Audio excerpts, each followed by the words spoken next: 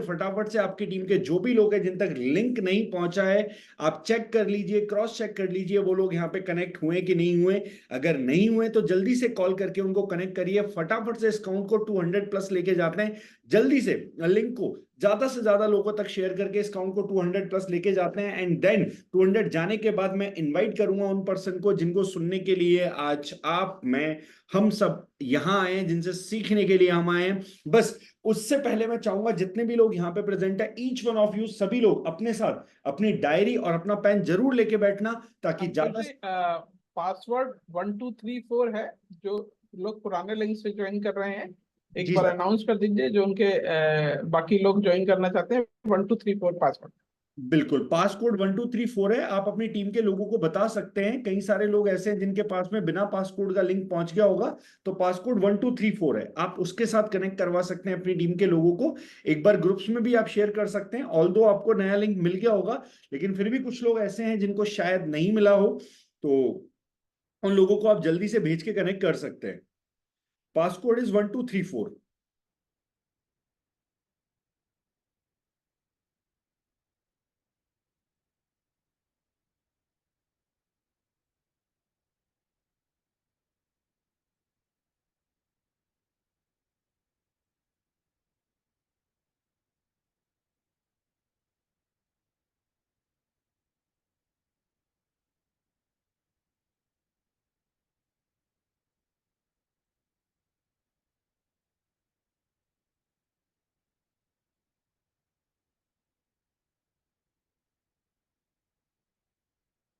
Yes, जो भी अपनी टीम के लोग देख रहे हैं कि भाई कोई मिसिंग है, कोई होना चाहिए, वो यहाँ पे नहीं है, तो आप जल्दी से फटाफट से उनको नया पासकोड प्रोवाइड करके एंड उनको कनेक्ट कर सकते हो। ऑल्दो पासकोड वाला लिंक पहले ही भेज दिया गया था, लेकिन हो सकता है मे बी कुछ लोगों के पास नहीं पहुंचा हो। तो जिन लोगों के पास नहीं पहुंचा है, आप जल्दी से फटाफट से बातचीत करके उनको कनेक्ट कर सकते हैं।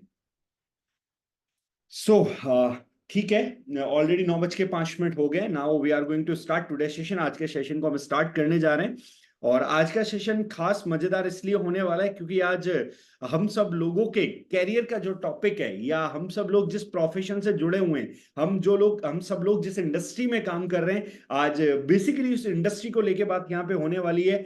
नेटवर्क मार्केटिंग इंडस्ट्री के बारे में आज यहाँ पे बातचीत होने वाली है। उस पे यहाँ पे मेन फोकस, मेन मुद्दा होने वाला है, और उसके बारे में यहाँ पे हमें बताया जाने वाला है, और कैसे हम अपने बिजनेस को मल्टीप्लाई करें, कौन कौन से बेसिक्स है जिनको ध्यान रखें, क्या क्या चीजें हैं जो फॉलो करके हम अपने बिजनेस को और बढ़िया तरीके से इंप्रूव कर सकते हैं, ग्रो कर सकते हैं। तो उसके बारे में बात होने वाली है। तो सेशन बहुत खास है, बहुत स्पेशल है, यकीन मानिए। तो जो भी आपकी टीम के लोग ऐसे हैं जिनको आप चाहते हैं कि एजुकेशन मिले, ये लर्निंग मिले, ये ट्रेनिंग मिले, उनको जरूर इस सेशन के अंदर कनेक्ट करें। एक बार जाके जो पार्टिसिपेंट्स की लिस्ट है उसमें चेक कर ले कि कहीं कोई गलती से मिसिंग तो नहीं है, कहीं कोई गलती से छूट तो नहीं गया, जिसको इस सेशन की बहुत ज्यादा नीड है। कहीं वो इस सेशन को ऐसा ना हो कि बाय मिस्टेक या जाने अनजाने मिस कर दे। क्योंकि यकीन मानिए, मैं हमेशा कहता हूं, एक भी एसोसिएट छूटा तो सुरक्षा चक्र टूटा। क्यों? क्योंकि एक एक associate, each and every distributor आपके लिए इंपॉर्टेंट है। आप नहीं जानते कि कौन लीडर, कौन डिस्ट्रीब्यूटर, कौन एसोसिएट आपकी टीम का आने वाले टाइम का सफायर है, आने वाले टाइम का डायमंड है। एक सिंगल पर्सन भी हमारे लिए बहुत इंपॉर्टेंट है। तो जल्दी से फटाफट से चेक करके सबको कनेक्ट करिए। Now without wasting any much more time, I am going to invite the person जिनसे आज हम सीखने वाले हैं, जिनसे सीखने के लिए हम सब लोग हमेशा रेडी रहते हैं, जो अपने आप में बहुत खास और बहुत अलग, बहुत स्पेशल है। तो चैट बॉक्स के अंदर एक बार आप सब लोग के मैसेज में जरूर देखना चाहूंगा।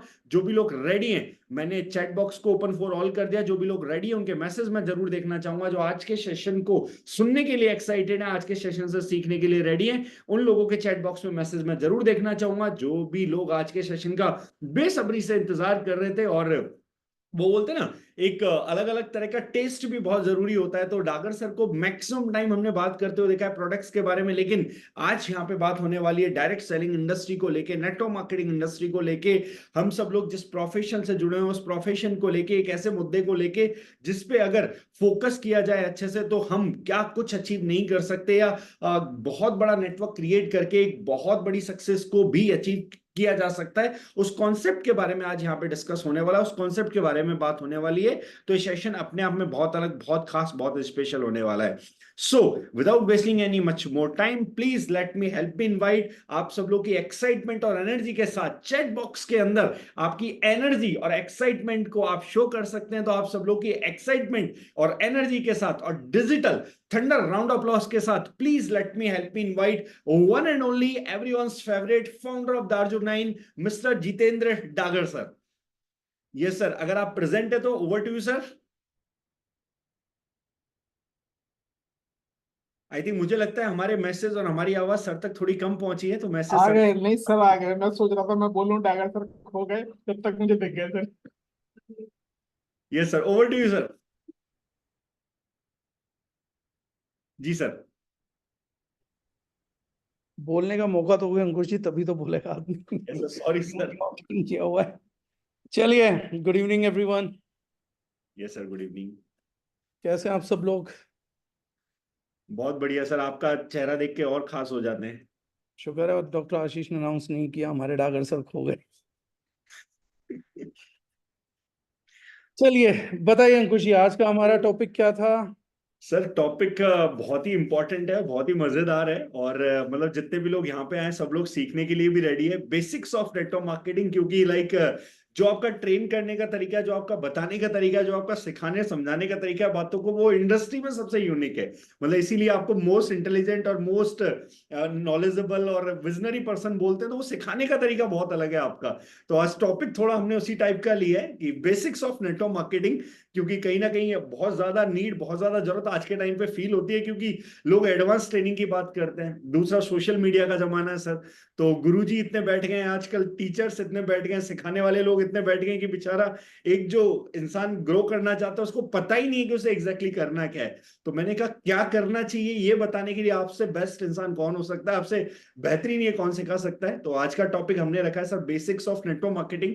तो सर थोड़ा सा हम ये चाहते हैं कि बेसिक्स को लेके आप थोड़ा सा गाइड करें हमको और हमारी टीम को, थोड़ा सा बेसिक्स को लेके बातचीत हो, और क्या बेसिक्स हैं, क्या एटिकेट्स हैं जिनको हम अपनी लीडरशिप के अंदर लाएं, अपनी टीम के अंदर लाएं, अपने आप के अंदर लाएं, तो हम अच्छा ग्रो कर सकते हैं और एक बड़ा स्टेबल नेटवर्क क्रिएट कर सकते हैं जो आने वाले टाइम में तेजी से मल्टीप्लाई हो। तो सर ये बेसिक्स जो है नेटवर्क मार्केटिंग के, क्या बेसिक्स हैं, कौन कौन से एटिकेट्स हैं जो हमें फॉलो करने चाहिए, कौन कौन सी चीजें जो हमें ध्यान रखनी चाहिए एक अच्छा लीडर बनने के लिए, एक अच्छा नेटवर्क बनाने के लिए, तो उसको लेके सर थोड़ा सा आप गाइड करेंगे तो बेटर रहेगा। देखो, आपके एक सवाल ने ना एक्चुअली में कम से कम 25,000 सवाल पूछे होंगे। एक तो आज का टॉपिक जब मैंने उस पर पढ़ा था ना पोस्टर पे, तो ही मैंने कहा कि इसका जवाब ही मैं कैसे दे पाऊंगा। वो था बेसिक्स ऑफ नेटवर्क मार्केटिंग। अब नेटवर्क मार्केटिंग जो है ना, वो सेंटीपैड की तरह है। क्या बोलते हैं हम उसको हिंदी में? शायद कान खजूरा। अब इसके 100 पैर है। अब 100 पैर के 100 बेसिक्स होंगे। जैसे एक व्यक्ति है, उसके हजारों रिलेशनशिप्स होते हैं। माँ का, बाप का, किसी का बेटा होता है, किसी का चाचा होता है, किसी का ताऊ होता है, किसी देश का नागरिक होता है। ठीक है, हजारों रिलेशनशिप जीता है एक व्यक्ति। अब मैं बोलूंगा बेसिक ऑफ ह्यूमन रिलेशनशिप्स क्या है। तो अगर आप पिता हैं तो आपके बेसिक से रिलेशनशिप के अलग हो जाएंगे। आप पुत्र हैं तो बेसिक रिलेशनशिप्स के अलग हो जाएंगे। आप स्टूडेंट हैं तो अलग हो जाएंगे, गुरु हैं तो अलग हो जाएंगे, नागरिक है तो अलग हो जाएंगे, व्यापारी है तो अलग हो जाएंगे। एक व्यक्ति हजारों जिंदगियां जीता है, हजारों उम्र की स्टेज पे जीता है, तो उसके हजारों बेसिक्स होंगे। इसी प्रकार से नेटवर्क मार्केटिंग में जो आपने पूछा बेसिक्स ऑफ नेटवर्क मार्केटिंग क्या है, अब नेटवर्क मार्केटिंग जो है वो सेंटीपैड है। 100 पैर हैं इसके, हर चीज का अलग बेसिक होगा। नेटवर्क मार्केटिंग बेसिक्स कम्युनिकेशंस का भी डील करती है, तो कम्युनिकेशन के बेसिक्स क्या हैं?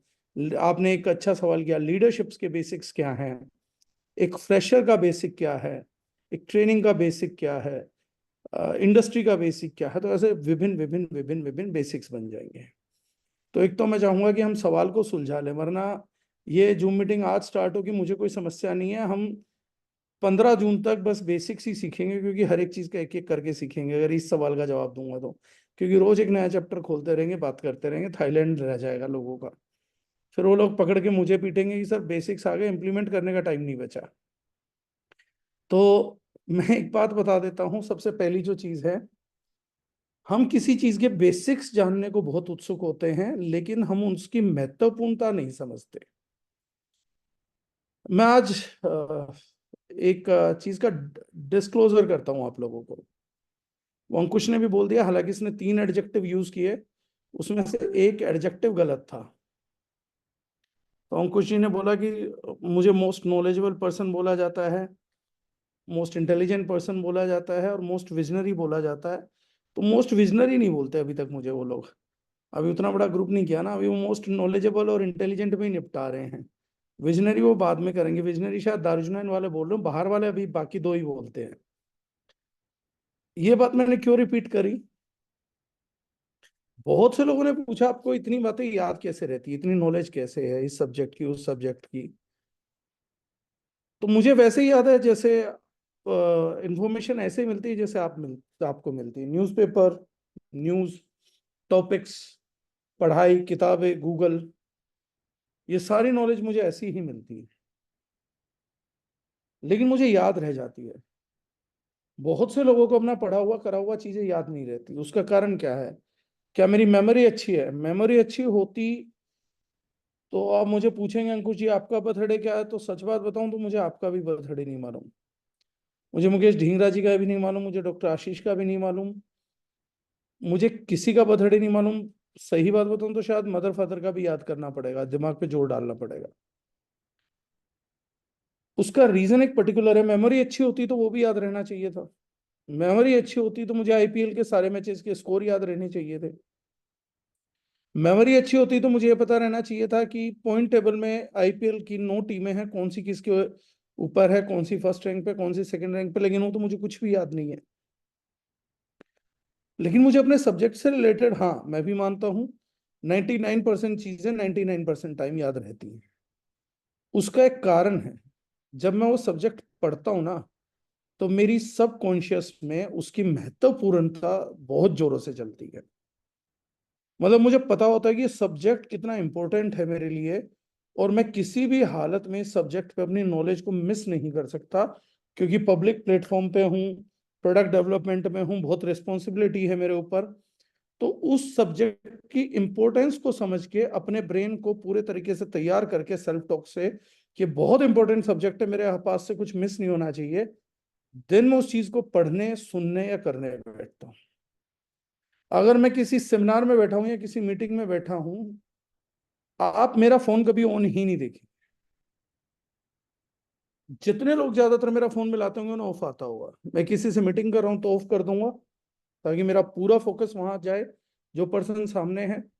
मैं एक मूवी भी देखूंगा तो फोन ऑफ कर दूंगा, क्योंकि वो ड्रामा 2-3 घंटे चलेगा, उस 2-3 घंटे में मेरे को 100% देना होगा। मैं उस चीज को इंपॉर्टेंट बनाता हूँ।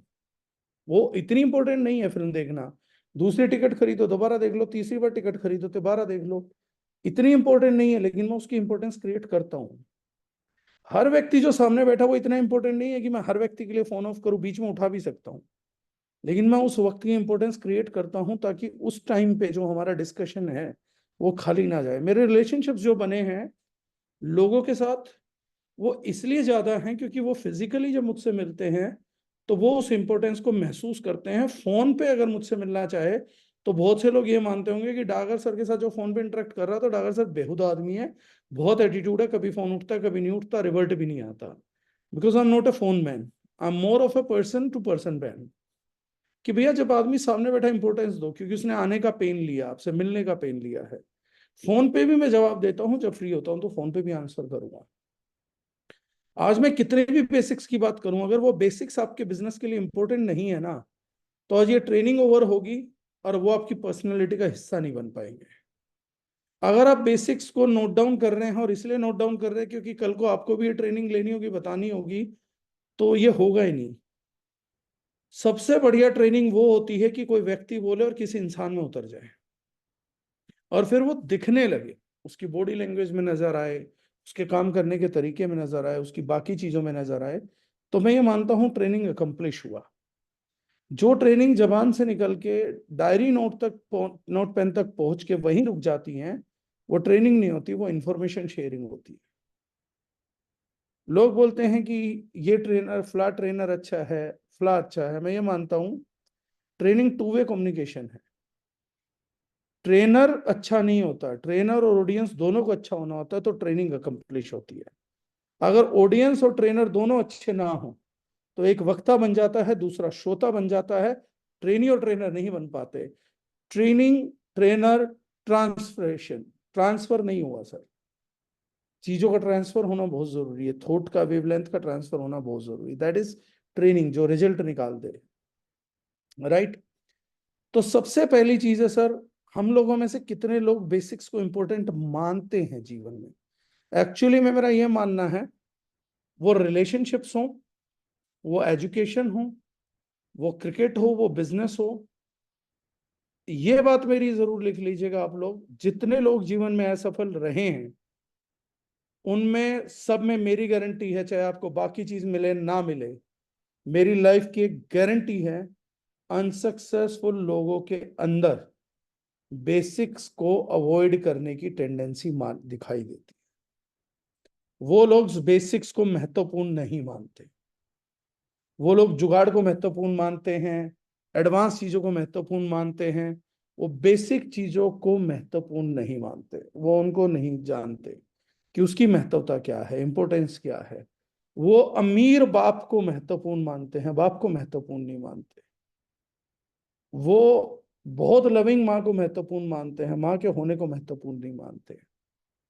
हम लोग ये नहीं समझते कि बेसिक्स की पावर क्या है, बेसिक्स की स्ट्रेंथ क्या है। इसीलिए वो कर्नल ग्रेवाल जी बोलते हैं ना कि हम भगवान को मानते हैं, भगवान की नहीं मानते। हम गुरु ग्रंथ साहिब जी को मानते हैं लेकिन उनकी नहीं मानते। हम गीता को मानते हैं, गीता की नहीं मानते। ये बड़ा महत्वपूर्ण है। क्यों? क्योंकि हम गीता की या गुरु गोविंद साहब जी की, गुरु ग्रंथ साहब जी की महत्वपूर्णता को ही नहीं मानते। समस्या वहां पर है। अगर हमें उनकी महत्वपूर्णता का बोध हो जाए, हमारी को चीज हो जाए, तो फिर तो एक ही चीज किनारे लगा देने के लिए बहुत हो जाएगी। इसलिए हम दर दर भटकते हैं।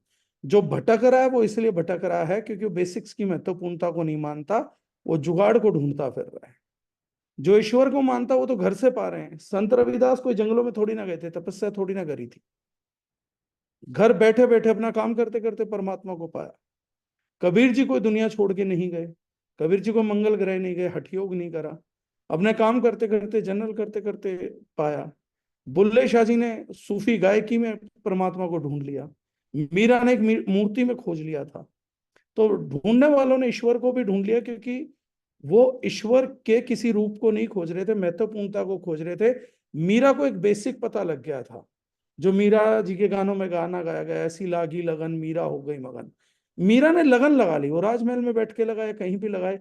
उसने कृष्ण जी की महत्वता को समझा और कृष्ण जी को पा गई, सिर्फ लगन लगा के पा गई।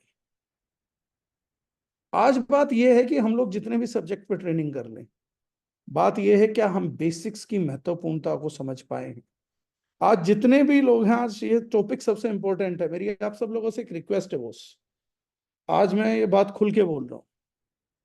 ना जितेंद्र अगर कोई मोस्ट नॉलेजेबल पर्सन है, ना कोई मैं मोस्ट इंटेलिजेंट आदमी हूँ, और आप लोगों को सफल कर सकता हूँ ऐसा अगर किसी के दिमाग में कोई बात है तो वो आप लोगों की 100% गलत फहमी है।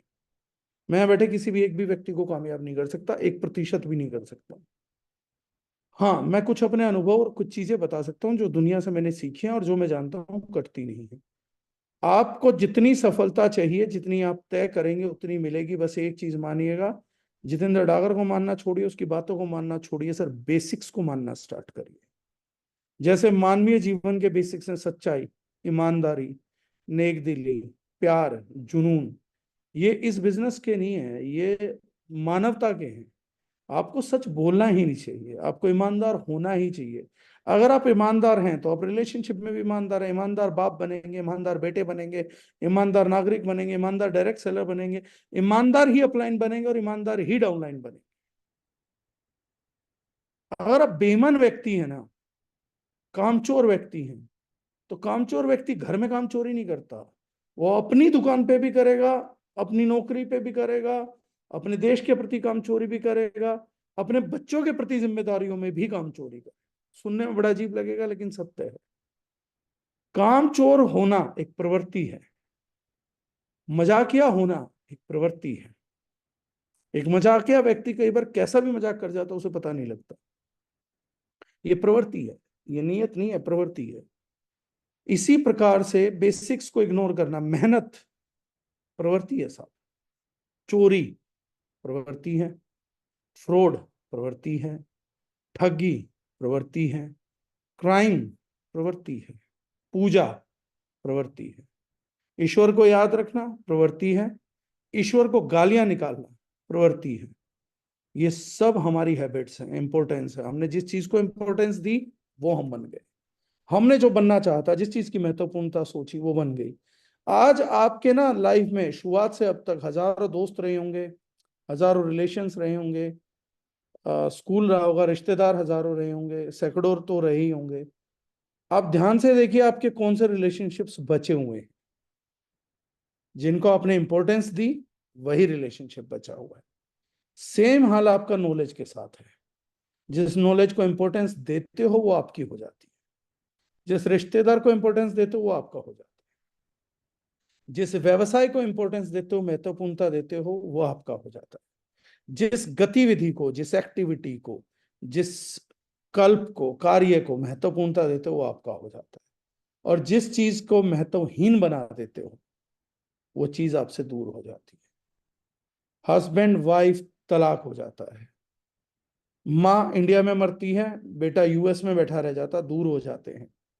कारण है क्योंकि महत्वहीन हो जाते हैं। अगर महत्वपूर्णता बनी रहेगी ना साहब तो श्रवण कुमार आ जाएगा। श्रवण कुमार को बहुत अच्छा बेटा नहीं था, लेकिन वो अपने बच्चे होने की महत्वपूर्णता को समझ गया था, वो माँ बाप को बैठा के ले गया। अब लोग बोलते हैं कि आजकल श्रवण कुमार पैदा नहीं होते। आज की तारीख में आप उनको जिम्मेदारियां लेना नहीं सिखाते। हर माँ बाप तो जिम्मेदारी से भागना सिखा रहा है। तो माँ बाप का रिश्ता ढूंढना भी तो एक जिम्मेदारी है, पत्नी का रिश्ता ढूंढना भी तो एक जिम्मेदारी है। अगर आप अपने बच्चों को खुद को जिम्मेदारी से भागना सिखा रहे हो, पहले के कल्चर में जिम्मेदारी लेना सिखाई जाती थी कि बेटा तूने जिम्मेदारी क्यों नहीं ली, तू वहां खड़ा था, वहां कुछ हो गया था, पानी का गिलास गिरा, तूने उठा के क्यों नहीं रखा, व्यवस्था व्यवस्थित हो रही थी, तूने जिम्मेदारी क्यों नहीं ली। लेकिन आज का माँ बाप ये सिखाता तू जिम्मेदारी क्यों ले रहा, पागल है क्या, एक बार काम करने लग गया सारे काम तेरे से ही कराए जाएंगे। यही तो हम चाहते हैं। मैं तो कह रहा हूं सारे काम मुझे दे दो, देश चलाने का काम भी मुझे दे दो। मैं तो बोल रहा हूं बीइंग जितेंद्र, अगर मुझे तो काम करने की आदत है, मैं तो चाहता हूं अगर आप सब लोगों को सौंपना है अपना देश चलाने का काम भी मुझे सौंप दो। उसको आप प्रधानमंत्री बोल दोगे। जिसको आप देश चलाने की जिम्मेदारी सौंपोगे वही तो प्रधानमंत्री है जो मांग रहा है। प्रधानमंत्री मोदी क्या कह रहा है, इस देश को चलाने की जिम्मेदारी मुझे दो, इस देश को चलाने की जिम्मेदारी। आप वोट कर रहे हो, देश को चलाओ भाई। तो जिम्मेदारी लेना है, क्योंकि महत्वपूर्णता जिस भी चीज की आप रखोगे वो घटित होगा। तो आज के बाद किसी की बात मानो या ना मानो, एक चीज ध्यान में रखना, आपके चारों तरफ जिंदगी में घटित केवल वही हो रहा है जिस चीज को आपने महत्वपूर्ण माना है और बनाया है।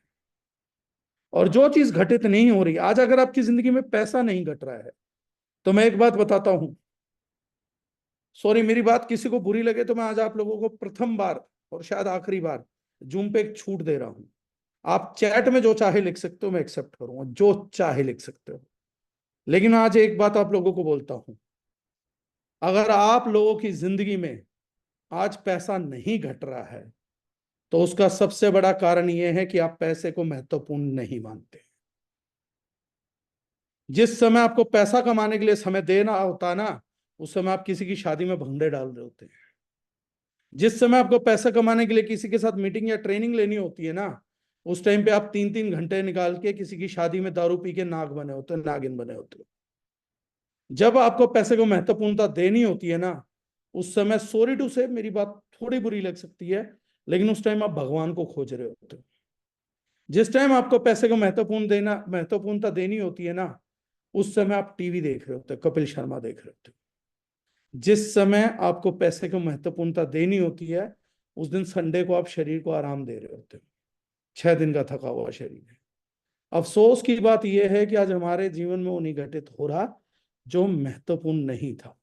हमारा पैसा हम कहीं पे भी लगा देंगे, जुए पे लगा देंगे। मेरे को कल एक बंदा मिला, उसने बड़ा लुक्रेटिव बिजनेस दिखाया, पोस्ट डेटेड चेक दूंगा सर, एग्रीमेंट दूंगा, एमएलएम नहीं थी, 10% का मंथली रिटर्न आएगा, सारा कुछ आप क्रॉस चेक कर सकते हो। तो मैंने कहा यार मेरे पास टाइम ही नहीं है। बोले सर 6 करोड़ का 60 लाख अगले महीने कंफर्म, सब पीडीसी, और पीडीसी अपना नहीं दे रहा है, पीडीसी एस्टेब्लिश्ड किसी एक उसके दे रहा है सीरीज के, और मुझे पता वो कैश हो जाएंगे। मैंने कहा मेरे पास टाइम नहीं है। उस बंदे ने कहा सर 6 करोड़ का 6 करोड़ 60 लाख 1 महीने के अंदर। मैंने कहा यार नहीं करना, महत्वपूर्णता नहीं है। मैंने उसको एक बात बोली, उसने कहा आप ऐसा क्यों नहीं करोगे। मैंने कहा एक बात समझ, जितेंद्र डागर व्यापारी है, मैं बहुत अच्छे से जानता हूं, मैं व्यापारी हूं, मैं व्यापार कर सकता हूं, व्यापार में इन्वेस्टमेंट भी कर सकता हूं, पर मैं जुआ नहीं खेलता, मैं गैम्बल नहीं कर सकता। 6 का 60 मिले या 6 करोड़ के 10 करोड़ मिले, अगर वो गैम्बलिंग है मैं नहीं करूंगा। तो उसने बोला सर इसमें गैम्बल नहीं है। मैंने कहा जिसमें मेरी मेहनत नहीं है ना, और पैसा लगा के इतना मोटा रिटर्न आ रहा है, ये जुआ ही है और कुछ हो ही नहीं सकता, क्योंकि बिना जुए के कभी इतनी बड़ी रिटर्न नहीं क्रिएट हो सकती है। तो मैंने कहा मैं बिजनेसमैन हूँ, इन्वेस्ट कर दूंगा एक बार, तो जुआ नहीं खेलूंगा, गैम्बल नहीं खेलूंगा, मेरी प्रवृत्ति नहीं है भाई साहब। आप मेरे से गैम्बलिंग नहीं करा सकते, ना 6 करोड़ की, ना 6 रुपए की। अगर कोई मुझे बोलेगा सर 2 रुपए की लॉटरी की टिकट खरीद लो, इसको खरीदने के बाद आपके 5 करोड़ आ सकते हैं, नहीं खरीदूंगा टिकट। जो किस्मत पे आधारित है, जो जुआ है, वो मैं नहीं खेलूंगा, वो प्रवृत्ति नहीं है मेरी, क्योंकि वो 2 रुपए मेरे लिए महत्वपूर्ण है सर। मेरा पैसा महत्वपूर्ण नहीं है, तभी तो जुए पे लगा देता हूं मैं उसको। लेकिन वो 2 रुपए हो या 10,000 रुपए हो या 10,000 करोड़ रुपए हो सके, आप 2 रुपए लगा के ये नहीं कह सकते कि 2 रुपए का जुआ तो मैं खेल ही सकता था। सी, पैसा महत्वपूर्ण नहीं है आपके लिए। मैं आज बताता हूं, अपनी बताता हूं, आप लोगों की तो मैं नहीं जानता है, मैं अपना बताता हूं। मेरे लिए भाई साहब 1 रुपए भी महत्वपूर्ण है, चवन्नी भी महत्वपूर्ण है। जिंदगी में कमाया भी वैसे ही है, मेंटेन भी वैसा करता हूँ। आप वो 10 रुपए भी खर्चने हैं, खाने पे खर्चने हैं, भले ही मैं लगा दूं, लेकिन महत्वपूर्णता सार्थक होनी चाहिए। खाने को मैं ऑर्गेनिक आम का भी 200 रुपए का एक आम खरीद के खा लेता हूँ, और नहीं खाने को मैंने कभी जिंदगी में कोई महंगा कपड़ा नहीं पहना होगा, क्योंकि मुझे नहीं लगता कि शरीर पे कपड़ों का महत्व बढ़ता है इस चीज से कि गुच्ची डाला कि अरमानी डाला है। मैं सबसे ज्यादा प्राउड फील करता हूँ जब मैं दार्जिलिंग की टी शर्ट डालता हूँ। मेरा ब्रांड है, अगर मैं बात नहीं करूंगा तो उस ब्रांड के बारे में कौन बात करेगा। और मेरा ब्रांड ये नहीं है कि कंपनी के कारण ब्रांड है, डायरेक्ट सेलर के कारण ब्रांड है। हर कारण, मैं अगर अपना ब्रांड नहीं पहन रहा, दूसरा कोई कैसे जानेगा मेरी चीजों को। तो मेरे लिए सबसे बड़ी महत्वपूर्ण चीज है, मैं उसको निभाता हूं।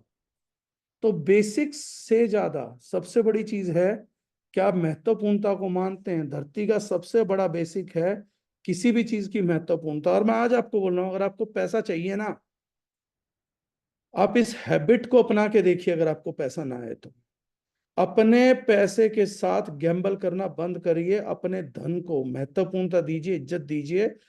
लक्ष्मी बोलते हो तो लक्ष्मी मानो। पैसे को जहां रखना है रिस्पेक्ट के साथ रखिए, पर्स रखिए, अच्छा पर्स लीजिए, क्योंकि भैया पैसा संभाल रहा हूं ना मैं यार, सस्ती घटिया चीज में कैसे संभालूंगा। इतनी महत्वपूर्ण चीज जो जीवन चलाएगी, मेरे बच्चों का पैसा चलाएगी, उसको रखने के लिए ढंग से काम करना चाहिए। आपके पास अगर पर्स में कैश रखते हैं, अच्छा पर्स होना चाहिए। कार्ड रखते हैं, अच्छा कार्ड रखने, मैं नहीं कह रहा महंगा खरीदो, महंगे से मेरा तात्पर्य नहीं है। लेकिन अगर आपका पर्स गंदा है, मैला है, कुचैला, धोना सीखिए उसको। चाहे आप कपड़े का पर्स रखिए, उससे कोई तात्पर्य, लेकिन इज्जत तो दीजिए, सम्मान तो दीजिए। अगर आप उस चीज का सम्मान ही नहीं करेंगे तो प्रवृत्ति बनाइए भाई साहब, मुझे पैसा चाहिए, मैं गैम्बल नहीं करता अपने पैसे के साथ। I love my money. पैसे को प्रेम करना सीखिए। लोग क्या बोलते हैं, मिडिल क्लास साधारणतः, नहीं नहीं मुझे पैसे की कोई भूख नहीं है। ये महत्वपूर्णता, कोई बाप बोलता है अपने बेटे को कि मुझे अपने बच्चे की कोई जरूरत नहीं है, बड़ा बड़ा बड़प्पन लगेगा। कल से बोलना चालू करो, कोई भी मिले ना, और आपका बच्चा कैसे, इतना कोई मुझे बच्चे की नहीं पड़ी, मैं चिल्ड्यूड हूं यार। बच्चा अपना हो तो ठीक, ना हो तो ठीक, घर में हो तो ठीक, भाग जाए तो ठीक, पढ़ ले तो ठीक, ना पढ़ ले तो ठीक, आवारा हो जाए तो ठीक, जेल में जाए तो ठीक, इतना नहीं पढ़ा, मैं टेंशन नहीं लेता। ये बोल के देखो ना सर, यही बात अपने पिताजी के बारे में बोलिए, बीवी के बारे में बोलिए, नहीं बोलेंगे। वो महत्वपूर्ण है, वो जीवन में चाहिए, वो एक रास्ता चाहिए, एक साथ चाहिए कि यार मेरा बेटा मेरे से जुड़ के रहे। लेकिन पैसे को कितना जलील करते हैं हम, ना ना इतनी कोई पैसे की जरूरत नहीं है भाई मेरे को। पैसा वाला होगा अपने घर पे होगा, पैसे वाले बहुत देखे हैं, पैसा ना सारी जगह रुलता फिरता है, ऐसा कोई पैसा नहीं। इतना जलील अगर आप पैसे को करेंगे, पैसा आपके पास क्यों आएगा, आप तो उसकी महत्वपूर्णता ही नहीं समझते। आप तो ये इकरार करने में डरते हैं कि लोग हमें लालची ना कहें। आप इस चीज से क्यों नहीं डरते कि कोई आपको कहेगा कि ये पिता जो है बहुत प्रेम करता अपने बच्चों से, कि यार ये तो बहुत ही ज्यादा मतलब मोर केयरिंग फादर है। एक औरत क्यों नहीं डरती? इस चीज में गुमान क्यों जोड़ा गया कि ये औरत जो है बड़ी पतिव्रता पत्नी है, ये पत्नीवता पति है, ये क्यों जोड़ा गया? गुलाम क्यों नहीं बोला गया? इनको भी जलील करो कि भैया ये गुलाम है, मैं कोई अपनी बीवी से नहीं डरता, मैं कोई अपने पति से मोहब्बत नहीं करती, मैं कोई उसके प्रति शिद्दत नहीं रखती, मेरा कोई उसके प्रति समर्पण नहीं है। बोलो ना इस बात को यार।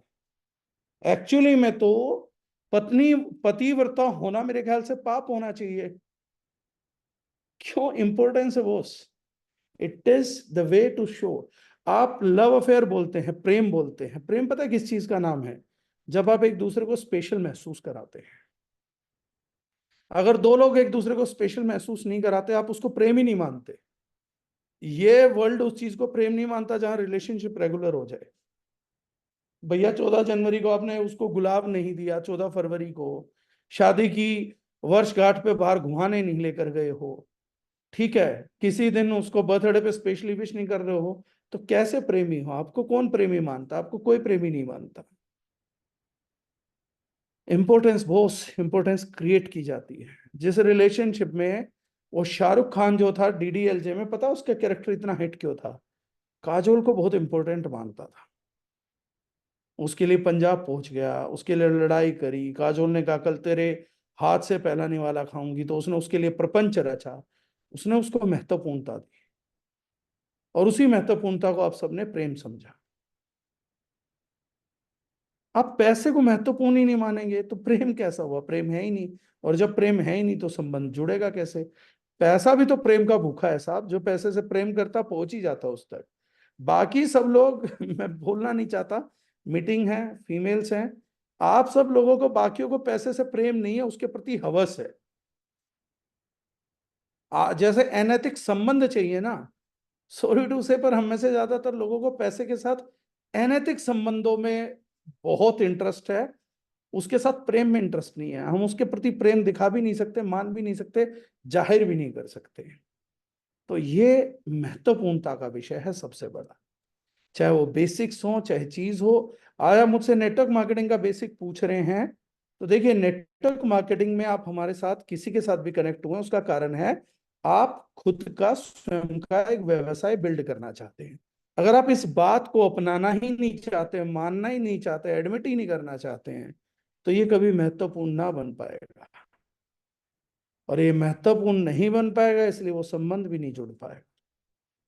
अगर आप रिश्ता तोड़ना चाहते हैं, प्रेम तोड़ना चाहते हैं पैसे के प्रति, तो फिर वो कभी संबंध स्थापित नहीं हो पाएगा। आप व्यवसाय करते हुए इस चीज से डरते हैं कि कहीं मुझे कोई पतिव्रता पत्नी ना बोल दे, कहीं कोई मुझे अपने व्यवसाय का प्रेमी ना बोल दे। अगर कोई आप इस बात से डरते कि कोई मुझे पत्नी का प्रेमी ना बोल दे, या पति की प्रेमिका ना बोल दे, मुझे कोई ये ना बोल दे कि तो प्रेम में पागल हुई जा रही है। अगर आपको इस इल्जाम से डर लगता है तो आप प्रेमी प्रेमिका नहीं बन पाएंगे। अगर आपको पैसे के इल्जाम लेने से डर लगता है तो आप पैसे को आकर्षित नहीं कर पाएंगे। अगर आप व्यापार के प्रति प्रेम दिखाने में विफल हैं तो आप व्यापार को आकर्षित नहीं कर पाएंगे। So the basic of anything is love, जी सर, जी सर। अफेक्शन। तो सर आपके अकॉर्डिंग जो आप मानते हैं अच्छा डिस्ट्रीब्यूटर बनने के लिए क्या बेसिक्स हैं जो हमें फॉलो करने चाहिए, जिन पे हमें ध्यान देना चाहिए? डिस्ट्रीब्यूटर बनने के लिए पहला बेसिक अंकुश, माइंडसेट। आपसे मैं इस सवाल को रिलेट करके एग्जांपल देता हूं। मां बनने के लिए सबसे ज्यादा जरूरी चीज क्या है?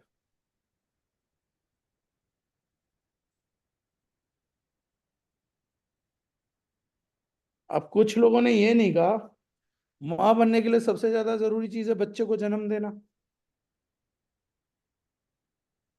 आप लोगों ने मेरे जैसे बेवकूफ की बात सुन ली कि मां बनने के लिए सबसे ज्यादा जरूरी चीज है माइंडसेट। कितने बेवकूफ लोग हैं, कैसे मान लेते हैं? लेकिन मैं जो बोल रहा हूँ सच बोल रहा हूँ। एग्जाम्पल देता हूँ, उदाहरण देता हूँ संसार के सबसे बड़े उदाहरण का। जिस रात देवकी नंदन कृष्ण पैदा हुए, उसी रात यशोदा को भी एक पुत्री हुई। और जब उनके पिता वासुदेव गए तो पुत्र छोड़ गया और पुत्री लेकर आए। तो जिसको जन्म दिया था वो तो दे दी थी, लेकिन जिसको जन्म नहीं दिया था उसे रख लिया था। और जो गाने बने, गीत बने, वो यशोदा और कृष्ण के रिश्ते पे बने। और कृष्ण ने पूरे जीवन भर कहा मेरे पास 2 माताओं का सुख है। यशोदा जन्म से उनकी माता नहीं रही, माइंडसेट से उनकी माता रही।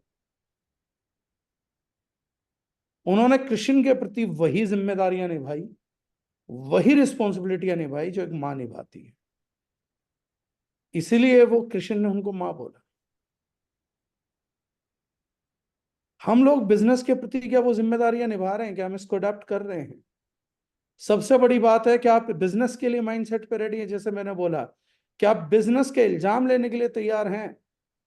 यशोदा ने कृष्ण के सारे इल्जाम लिए। जब वो मटकी फोड़ के आता था तो सारी कंप्लेंट यशोदा के पास आती थी। कृष्ण को पालना कोई साधारण चैलेंज नहीं था, बहुत बड़ा चैलेंज था। यशोदा का घर ऊपर नीचे हो गया।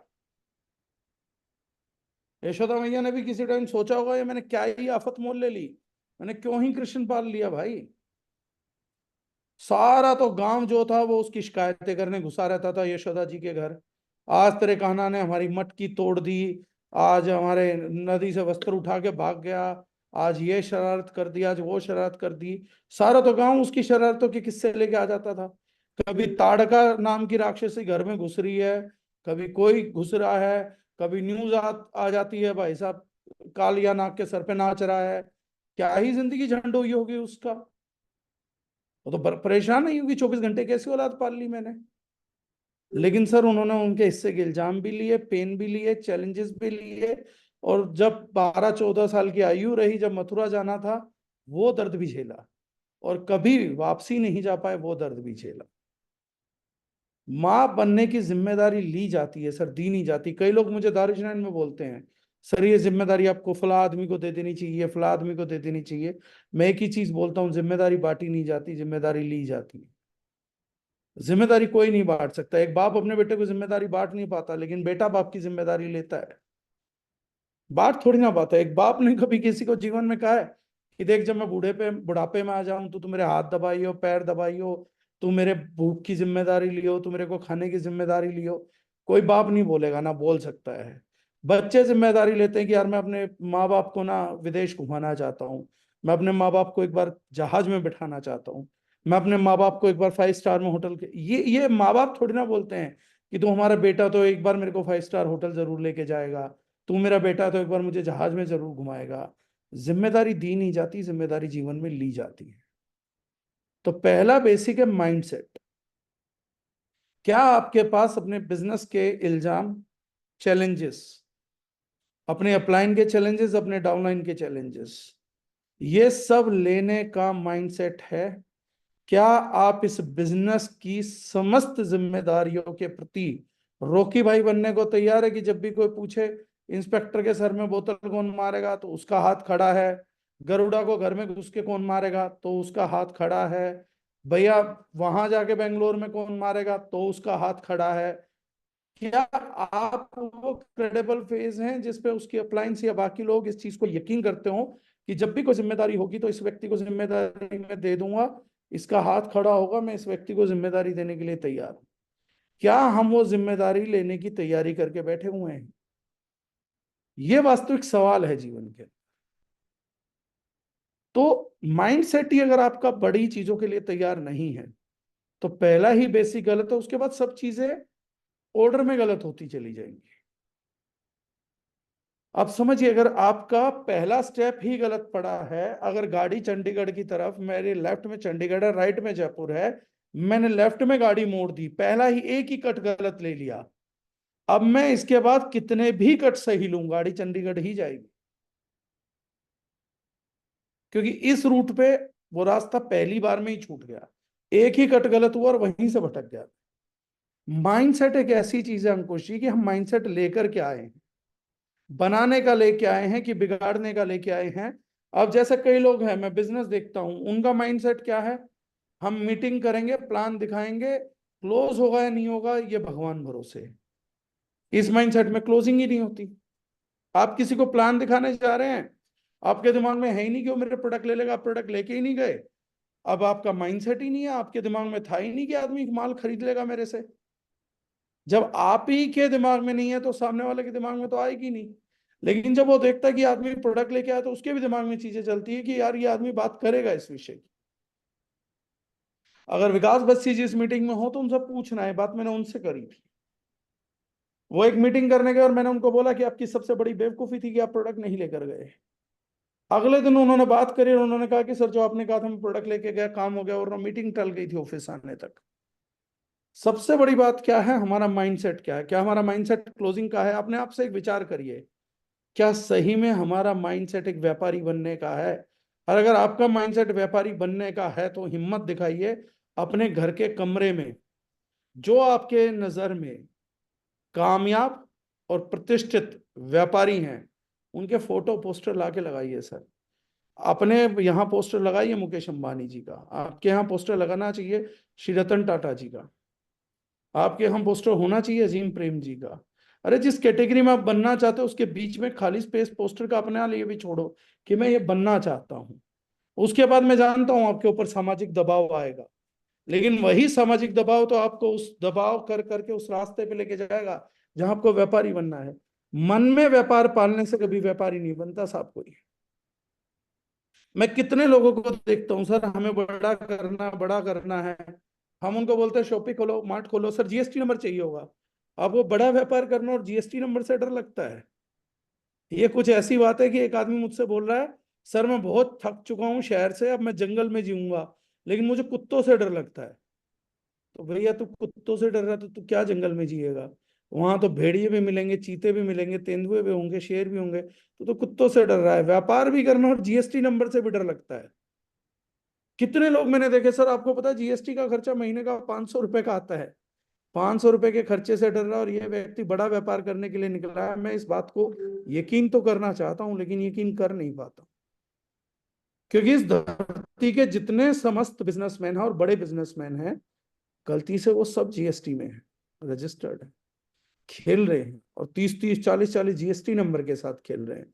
उन्होंने अपनी ट्रेनिंग करी, अपना डेवलपमेंट करा कि 40 जीएसटी नंबर्स को कैसे मैनेज करना है, तो बड़े व्यापारी बने हैं। ये जीएसटी नंबर से, टीडीएस रिटर्न से, फील्ड से, लोगों के सवालों से बचना चाहता है लेकिन बड़ा व्यापार करना चाहता है। सवाल है कैसे? एक आदमी इंग्लिश चैनल पार करना चाहता है पर पानी से डर लगता है, गीले होने से डरता है, टैनिंग के होने से डरता है। ये कैसे नदी पार करेगा? पर ये आदमी मुझे बार बार आश्वासन देता, रोज आके मेरे पास बैठता और बोलता है डागर साहब एक दिन मैं तैराक बनूंगा और मैं वो व्यक्ति हूं, मेरा चेहरा याद रख लेना जो ग्लैन फिलिप है, क्या नाम है उनका, फिलिप ह्यूज नाम या भूल रहा हूं मैं, ऑस्ट्रेलियन जो तैराक थे। ऑस्ट्रेलियन या अमेरिकन? ऑस्ट्रेलियन तैराक है सर, जिसने वर्ल्ड रिकॉर्ड बनाए हैं, 11 बार मेरे ख्याल से गोल्ड मेडल निकाला है। माइकल फ्लेप्स ना? Michael Phelps. माइकल फिलिप्स, वो अमेरिकन है, यूएस के होंगे। हाँ, यूएस। तो एक आदमी अंकुश जी मुझे रोज बोलता है कि डागर साहब ये चेहरा याद कर लो, एक दिन ये ही व्यक्ति होगा जो माइकल फिलिप्स के सारे रिकॉर्ड तोड़ेगा। तो मैं उसको बोलता हूँ तो नदी में कूद जा, बोले बस यही एक समस्या है, ये दूर हो जाए तो मैं कूद जाऊंगा, पानी से डरता हूँ। ये माइकल फिलिप्स के रिकॉर्ड तोड़ेगा जो पानी से डर रहा है,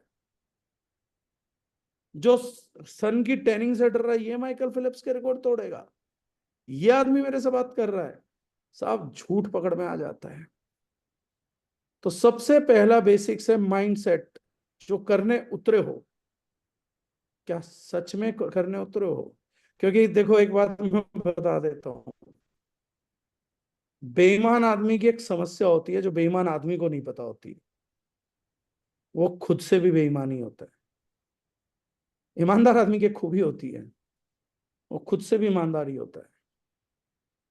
बेईमान आदमी के साथ फ्रॉड क्यों होते हैं? क्योंकि वो खुद को ही ठग लेता है, किसी दूसरे की बातों में आके खुद जाएगा, एटीएम कार्ड से पैसे निकालेगा और ठग को दे देगा। ये खुद से तो ठगी हुई। समझदार आदमी ये काम नहीं करेगा। बेईमान आदमी खुद से बेईमानी कर लेता है, ईमानदार आदमी खुद से ईमानदारी करता है, वो अपना पैसा नहीं निकालेगा भाई साहब। तो ये बड़ी साधारणतः समझने की बात है। आज आप अगर अपने आप से ईमानदार हैं या बेईमानी करते हैं तो एक चीज ध्यान रखिएगा, आप खुद से बेईमानी जरूर करते मिलेंगे। मेरी बात आपको बुरी लगेगी इसलिए मैंने छूट दे रखी है। जिसको गाली गलौज जो लिखना हो लिख दो चैट में, आज सबकी एक्सेप्टेड है, टोटली एक्सेप्टेड है। क्योंकि कोई आदमी बैठ के ऐसे मुंह पे बेईमान बोल रहा है तो भाई उसको गाली देने का मन करता हो तो दे सकते हो। आज सबको सारी माफी, आज कोई कमेंट भी डिलीट नहीं करेगा। लेकिन ये बात मैं कंफर्म बोल रहा हूँ, अगर आपने किसी के साथ बेईमानी करी है तो ये तय है कि आप खुद के साथ भी बेईमान है। ये तय है, ये कंफर्म है। इस चीज से पीछा नहीं छूट सकता, किसी का भी नहीं छूट सकता। और अगर आपने खुद से बेईमानी करी है तो खुद के काम से भी बेईमानी करोगे, खुद की सोच से भी बेईमानी करोगे। और ध्यान में आज रात बैठ के एक बार सोचना, कागज पे लिखना, आप पैसे से प्रेम करते हैं कि पैसे के प्रति हवस रखते हैं, ये भी आज रात क्लियर करो। लेकिन पैसा बेवकूफ गर्लफ्रेंड नहीं है, ये पिज्जा खा के पटने वाली गर्लफ्रेंड नहीं है भाई साहब। इसके तो टेस्ट ही बहुत कड़े हैं। ये तो इतने टेस्ट ले लेगी, इतने टेस्ट ले लेगी कि एक हवसी आदमी इसको छू नहीं सकता। ये तो प्रेमी के ही हाथ में जाएगा। ये तो दौलत का, लक्ष्मी जी का वो है, कंफर्म है। वो तब तक साथ ही नहीं देंगी, प्रेम की प्रतीक्षाएं होती रहेंगी। वो आपसे सब्र भी देखेगी। एक प्रेमिका देखती है ना कि इसके पास कितना सब्र है मेरे लिए। ऐसा तो नहीं है कि बस चाहिए हूं तो आज चाहिए हूं, आज से 5 साल बाद नहीं चाहिए हूं। कई प्रेमिका इसलिए पिघली कि किसी व्यक्ति ने 10-10 साल उनका इंतजार किया है, इसलिए प्रेमिका पिघल गई। पहले दिन नहीं पिघली, 10वें साल पिघली। ये लक्ष्मी है भाई, ये देखेगी कि मेरी प्रतीक्षा कर सकता है नहीं कर सकता, मेरे को समाज के सामने अपना सकता है कि नहीं अपना सकता। अकेले में मेरे को चाहता है, समाज में जाके बोलता है कि भाई साहब ये तो बेवफा है, ये तो दूसरों के पास पड़ी रहती है। लक्ष्मी जी पूछेंगे इज्जत है मेरी, प्रेम करता है मेरे से, द्रौपदी तो नहीं बनाएगा। कहीं ऐसा तो नहीं है कि किसी के जुए पे मेरे को बैठा देगा कि तू जा वहां पे जुआ करके लेके आ। ये सब सब कुछ टेस्ट होगा, सब कुछ टेस्ट होगा। तो हम अगर अपने आप से बेईमान है, ईमानदार, अपने काम के प्रति क्या नियत रखते, कैसे रखते, टटोलना है। तो नेटवर्क मार्केटिंग का एक बेसिक्स है सर, माइंडसेट। क्या आपके पास डेली क्लोजिंग का माइंडसेट है? मैंने पहले ही बोला था, एक बिजनेसमैन के लिए एक दिन, पता अंकुर जी, कितनी बड़ी चीज होती है। एक आदमी बोला सर मैं बड़ा करूंगा, डिसीजन लेने में 3 घंटे लगा दिए, 3 दिन लगा दिए। खाक बड़ा करोगे आप? जीवन का भरोसा कल का नहीं है, अगले 1 घंटे का नहीं है। और आप बात कर रहे हो कि मैं बड़ा करूंगा जीवन में, और आज को खो के बड़ा करोगे? कैसे बड़ा करोगे? जिस व्यक्ति ने आज खो दिया उसकी गारंटी है वो कल भी खोएगा, वो परसों भी खोएगा, वो उससे अगला दिन भी खोएगा। और जिस व्यक्ति ने आज काम किया है गारंटी है कल भी करेगा, परसों भी करेगा। परिस्थितियां रोक लेंगी तो रोक लेंगी, और दूसरे केस में परिस्थितियां काम करा देंगी तो करा देंगी, व्यक्ति स्वयं से काम नहीं करा पाएगा। तो सबसे बड़ी बात है सर माइंडसेट। क्या डेली क्लोजिंग का माइंडसेट है? आज हमारे यहाँ माइंडसेट है सर। देखो आज मैं आप लोगों को आपके माइंडसेट की कहानी सुनाता हूँ, और आप लोग एक एडमिट करेगा, यहाँ बेटा हर एक व्यक्ति एडमिट करेगा। महीने में कितनी क्लोजिंग है हमारे यहाँ पे सर? सर मेरे हिसाब से तो 30 दिन होते हैं, तो 30 की 30। आपके हिसाब से भी एक दिन की कम है सर। मतलब इसी 31 दिन। महीने 31 क्लोजिंग है, जी सर। लेकिन ज्यादातर लोगों के लिए 2 क्लोजिंग है सर। और ये मैं चेक करके बता दूंगा। और कुछ लोगों के लिए तो 4 घंटे की क्लोजिंग होती है, 8 से 12 31 को। ये माइंडसेट है। आप 12 तारीख को देखिए और 31 तारीख को देखिए, आपके बिजनेस वॉल्यूम में कितना बड़ा उछाल आता है। ये चीज ये बताती है कि हम महीने में 2 दिन तो कम से कम बहुत सीरियसली फॉलो पर बहुत सीरियसली काम करते हैं। ऑफर का बैनर आता है सर, ऐसे इनविटेशन कार्ड की तरह छोड़ दिया जाता लोगों की शादी के लिए कि इसको भेजा है पर्सनल मानना। बोलना क्यों पड़ रहा है? पर्सनल ही है ना, पर्सनल व्हाट्सएप पे भेजा ना, बोलना क्यों पड़ रहा है? क्योंकि आपको पता है तरीका गलत है साहब। कितनी बार ये होता है कि नया ऑफर आता है, कितने लीडर हैं जो अपनी टीम में फोन करते हैं, क्लोजिंग करते हैं, जूम करते हैं कि भैया 13 तारीख को ऑफर आते हैं, 13 तारीख को हमारी एक मीटिंग जूम पे हुआ करेगी, स्ट्रेटेजी बनाएंगे कि ये वाले ऑफर कैसे और कितने प्रमोट करने हैं। कितने लोग हैं जो ऑफर की क्लोजिंग करते हैं? कितने लोग हैं जिन्होंने 20 तारीख के ऑफर की क्लोजिंग करी है? कितने लोगों ने अपनी टीमों में फोन करा? कितने लोगों ने पर्सनली ऑफर वाले दिन फोन करा कि भाई आज फ्ला ऑफर की क्लोजिंग होने जा रही है? कितने लोगों ने आज फाइबर कॉम्प्लेक्स के इस बार केवल ऑफर में 250 डब्बे ही मिलेंगे, अपनी टीम में कहा कि भाई केवल 250 ही अवेलेबल हैं? ये हो सकता है कि आज मैं बता रहा हूं आप लोगों को, ये हो सकता है कि आप फील्ड में ऑर्डर लेने जाओ और वापसी आके डालो और 250 डब्बे खत्म हो चुके हैं। किसी ने अपनी टीम में मैसेज कम्युनिकेट किया कि भाई जितनी जल्दी हो सके ऑर्डर उठाना है, शिपमेंट का ऑर्डर उठाना, ऑर्डर लगा देना है क्योंकि खत्म हो सकता है। कितने लोगों ने अपने सर्विस देने वाले मार्ट को कॉल किया कि सर रेडी रहना, ऑफर के 250 डब्बे ही हैं, इधर आए उधर आपको क्लेम करना है, इधर आए उधर क्लेम करना है। कितने लीडरों ने इस रणनीति को तैयार किया? इस बार हमने बड़ा सोच समझ के रणनीति को डाला, 250 डब्बे डाले। मुझे पता है ये चैलेंज, मैं आज बता रहा हूं आप सब लोग, जब ये चैलेंज आएगा, सर हमने पेमेंट कलेक्ट करी तब तक 250 डब्बे बिक गए थे, सर ऑफर खत्म हो गया, क्या करें? लेकिन कितनी प्लानिंग इससे पहले करी थी आपने? कितने लोगों ने मार्ट वालों को कोऑर्डिनेट किया कि सर आप एक काम करो, कुछ भी हो 10-20 डब्बों का 30 डब्बों का बुकिंग डाल के रखो, बातचीत करके रखो, इसका प्री सोल्यूशन करके रखो। सब लोगों को पता क्या कॉन्फिडेंस है, जब होगा तब पोस्ट की पोस्ट में निपटेंगे, हाथ पैर जोड़ लेंगे, नहीं तो कुछ ऐसा बोलेंगे, नहीं तो कुछ वैसा बोल देंगे, नहीं तो कुछ नेगेटिव ही बोल लेंगे।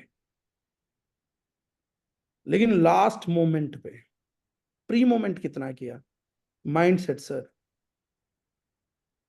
मैं कितना बिजनेस करूंगा, 1 तारीख को क्या मार्ट वाले को बोलते हैं कि इतने का भैया बीवी का तैयार रखना, मैं इस बार इतने बीवी का बिजनेस करूंगा, और अपनी कही गई बात को पूरा करते हैं। माइंडसेट।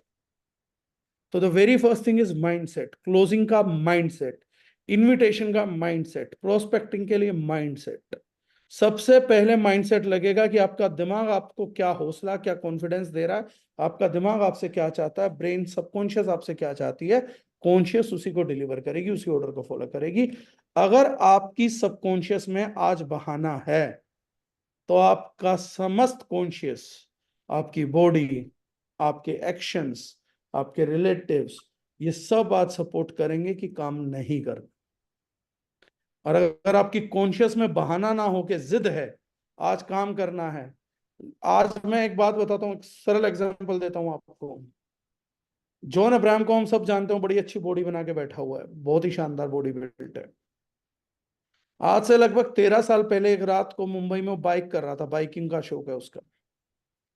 जॉन अब्राहम का सुबह 3:15 बजे मुंबई में रोड एक्सीडेंट हुआ बाइक का, और जॉन अब्राहम को चोटें आई। लेकिन जॉन अब्राहम की जिद है कि वो कभी भी जिम नहीं छोड़ता। 3:15 बजे उसको हॉस्पिटल लेके जाया गया, पट्टी हुई, मरहम पट्टी हुआ, और 5 बजे जॉन अब्राहम जिम में था, क्योंकि 5 बजे जिम जाता था। रात को बाइकिंग कर रहा था, सुबह 5 बजे जिम जाता था। एक्सीडेंट हुआ, उसके बाद भी 5 बजे सुबह जिम में था। जब जिद होती है ना साहब, माइंडसेट होता है, तो बॉडी वैसे ही एक्ट करती है। तो बॉडी उसको खींच को जिम लेके गई, चीजें करा के लेके आई, सब कुछ करा के लेके आई। आप बैक ऑफ द माइंड में क्या ठान के चल रहे हैं, वही सबसे महत्वपूर्ण है इस खेल में। आप इस व्यवसाय को, जिसको आपने चुन लिया है, द ओरिजिनल बिजनेस को, पार उतारने की मंशा लेकर आए हैं कि पार उतरने की मंशा लेकर आए हैं? आपको फील्ड में आता हुआ हर एक आदमी या तो इस बिजनेस में आगे बढ़ाएगा या पीछे हटाएगा। ये डिसाइड आप करते हो, व्यक्ति नहीं करता कि बिजनेस में आगे बढ़ाएगा कि पीछे निकालेगा। ये सारा खेल माइंडसेट का है। आज शाम को क्लोजिंग होगी या नहीं होगी, बॉस, ये सुबह माइंडसेट में आ जाता है। बाकी तो किस्मत के आधार पे है। अगर आपके आईडी के नीचे बिजनेस हुआ, आपका बिजनेस नहीं हुआ, इसका मतलब आपके नीचे किसी व्यक्ति का आज माइंडसेट था कि मैं बिजनेस निकालूंगा, आपका नहीं था। तो बहुत सरल है, बहुत सिंपल है। तो बेसिक्स ऑफ नेटवर्क मार्केटिंग में पहला बेसिक है माइंडसेट, सही डायरेक्शन में। स्ट्रॉन्ग माइंडसेट की नहीं बात कर रहा हूं। कई लोग माइंडसेट को स्ट्रॉन्ग माइंडसेट से रिलेट करते हैं। स्ट्रॉन्ग नहीं, सही। स्ट्रॉन्ग ना हो, सही होना चाहिए। कई लोग स्ट्रॉन्ग माइंडसेट बना लेते हैं, वो डुबा देता है। एक स्ट्रॉन्ग माइंडसेट है भाई साहब, मैं व्यापार तो करूंगा लेकिन अठन्नी अपनी जेब से नहीं लगाऊंगा। ये स्ट्रॉन्ग माइंडसेट सही नहीं है, इसलिए आपको डुबो देगा। स्ट्रॉन्ग माइंडसेट हो जाता है एक आदमी का, मैं लोगों से बात नहीं कर सकता, मेरे पास वो गुण नहीं है, मैं डागर जी की तरह अच्छा नहीं बोल सकता। बहुत स्ट्रॉन्ग माइंडसेट है, डुबो देगा। सही नहीं है। सर मैं आप जितनी अच्छी इफेक्टिव प्रेजेंटेशन नहीं दे सकता। स्ट्रॉन्ग माइंडसेट है, सही नहीं है। मैं अपने कर्जों से बाहर नहीं निकल सकता। स्ट्रॉन्ग माइंडसेट है, सही माइंडसेट नहीं है। मैं लोगों को कन्विंस नहीं कर पाता हूं, स्ट्रॉन्ग माइंडसेट है, सही माइंडसेट नहीं है। मैं प्रोडक्ट उतना अच्छा नहीं सीख सकता, स्ट्रॉन्ग माइंडसेट है, सही माइंडसेट नहीं है। तो आज के बाद बहुत से लोग स्ट्रॉन्ग माइंडसेट चाहते हैं। स्ट्रॉन्ग नहीं सर, सही माइंडसेट लीजिए। मैं इस युद्ध को जारी नहीं रख पाऊंगा, स्ट्रॉन्ग माइंडसेट है, सही माइंडसेट नहीं है। मैं इस जीवन में अंबानी जितना अमीर नहीं बन सकता। स्ट्रॉन्ग माइंडसेट है, सही माइंडसेट नहीं। हम्म, अगर मुझे सफल होना होता तो मैं आज तक सफल हो गया होता। अगर मुझे नेटवर्क मार्केटिंग में सफल होना होता तो मैं अब तक सफल हो गया होता। स्ट्रॉन्ग माइंडसेट है, सही माइंडसेट नहीं है। नेटवर्क मार्केटिंग में बहुत चैलेंजेस है, स्ट्रॉन्ग माइंडसेट है, सही माइंडसेट नहीं है। नेटवर्क मार्केटिंग में कंपनियों का विश्वास लोग नहीं करते, स्ट्रॉन्ग माइंडसेट है, सही माइंडसेट नहीं है। नेटवर्क मार्केटिंग के लिए पब्लिक नेगेटिव है, स्ट्रॉन्ग माइंडसेट है, सही माइंडसेट नहीं है। मैं एक औरत हूं, क्या ये समाज एक्सेप्ट करेगा मुझे नेटवर्क मार्केटिंग में से लीडर? स्ट्रॉन्ग माइंडसेट है, सही माइंडसेट नहीं है। मैं एक यंगस्टर हूं, मैं 50 साल के आदमी को कैसे ज्ञान दे सकता हूं? स्ट्रॉन्ग माइंडसेट है, सही माइंडसेट नहीं है। तो स्ट्रॉन्ग माइंडसेट नहीं होना चाहिए साहब, सही माइंडसेट होना चाहिए। मैंने कितनी नेटवर्क मार्केटिंग के ट्रेनिंग को देखा, strong mindset, strong mindset. Strong mindset नहीं, सही माइंडसेट। जी सर। हाथ जोड़ना, पैर पकड़ना, कैसे करना, काम करना, काम करने के प्रति अपने बच्चों को आगे लेके जाने का माइंडसेट। यह माइंडसेट नहीं होना चाहिए मुझे दूसरों को नीचे दिखाना है। स्ट्रॉन्ग माइंडसेट है, हर आदमी में मिलेगा। यहां बैठे मैं किसी पे इल्जाम नहीं लगाऊंगा, आप अपने अंदर टटोलिए। क्या आपका एक स्ट्रॉन्ग माइंडसेट नहीं है कि मेरे को लोगों ने नीचे दिखाया था, मैं भी नीचे दिखाऊंगा? सही वक्त आने दो मुझे उनको करके दिखाना जिन्होंने कहा था तुमसे ना हो पाएगा। एक स्ट्रॉन्ग माइंडसेट आपके पास, सही माइंडसेट नहीं है। सही माइंडसेट क्या है? यार मेरे माँ बाप मेरे जीते जी दुनिया नहीं घूम पाएंगे तो मैं क्या करूंगा, मैं उनके लिए मेहनत करनी है। मैं जो एजुकेशन नहीं ले पाया, अपने बच्चों को अच्छी एजुकेशन दिलवाऊंगा। मैं जो करियर नहीं बना पाया, अपने बच्चों को अच्छा करियर दूंगा। ये सही माइंडसेट है साहब नेटवर्क मार्केटिंग करने का। किसी को नीचे दिखाने का आपका स्ट्रॉन्ग माइंडसेट हो सकता है, सही माइंडसेट नहीं है। आपके घर में आपके बच्चे की एजुकेशन पे आपका फोकस नहीं है, लेकिन लग्जरी गाड़ी का माइंडसेट है, सही माइंडसेट नहीं है सर। असली लग्जरी आपका बच्चा है। अगर BMW की बजाय उसको अच्छे स्कूल में पढ़ाओगे तो मैं उसको मानता हूँ। अगर आपका बच्चा अच्छे स्कूल में पढ़ रहा है, आप अच्छी लोकेलिटी में रह रहे हैं, आप अच्छा खाना खाते हैं, उसके बाद आप अच्छी गाड़ी खरीद रहे हैं, सही माइंडसेट है। लेकिन आप बहुत अच्छी गाड़ी खरीद रहे हैं लेकिन बच्चा अच्छे स्कूल में नहीं जा रहा, स्ट्रॉन्ग माइंडसेट है आपका गाड़ी लेने का, सही माइंडसेट नहीं है। तो ये चंद बातें हैं जो बेसिक्स ऑफ नेटवर्क मार्केटिंग के तौर पे हम इग्नोर करते हैं। हम स्किल सेट को ही बेसिक मानते हैं, लेकिन नींव, ये सारा बोझ, आपकी स्किल सेट का बोझ, स्किल के लिए ट्रेनिंग लेनी होगी, ट्रेनिंग के लिए खर्चा होगा, ट्रेनिंग के लिए बोर्डम झेलना पड़ेगा, ट्रेनिंग के लिए दूसरों से सीखना पड़ेगा, अहंकार को नीचे करना पड़ेगा। ये कब हो सकता है? जब माइंड सेट हो। 48 डिग्री में काम करने के लिए निकलना पड़ेगा। कब हो सकता है? जब माइंड सेट होगा। तो स्ट्रोंग नहीं सर, सही माइंडसेट को अपनाओ।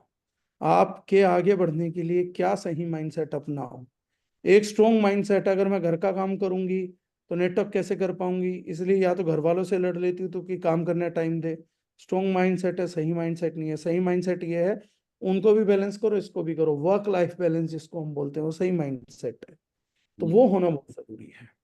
तो माइंडसेट जैसे एक बेसिक हो गया सर, तो मतलब लाइक एक एक टॉपिक के ऊपर बात करेंगे आप तो बहुत डिटेल में बता देंगे, तो मतलब टाइम बहुत चला जाएगा। फिर भी कुछ कुछ टॉपिक्स जो आपको लगते हैं बेसिक्स में जो आने चाहिए, अगर आप थोड़ा सा गाइड कर दे तो बेटर रहेगा।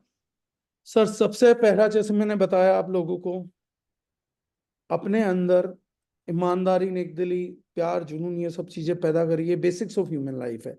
आप एक स्ट्रोंग ह्यूमन होंगे तो आप एक स्ट्रोंग करियर कर पाएंगे, माइंडसेट स्ट्रोंग आएगा।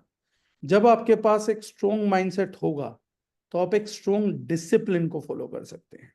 हम्म। समझना, अगर आपके डिसिप्लिन की ताकत पता, बहुत लोग बोलते हैं डिसिप्लिन्ड हो जाओ। डिसिप्लिन्ड होने के लिए माइंडसेट लगेगा। अगर आपको माइंडसेट नहीं करना आता तो आप डिसिप्लिन नहीं ब्रिंग कर सकते अपनी लाइफ के अंदर। अगर आपको 3 चरण में जाना पड़ेगा, लाइफ की 3 पहलू बनाने पड़ेंगे।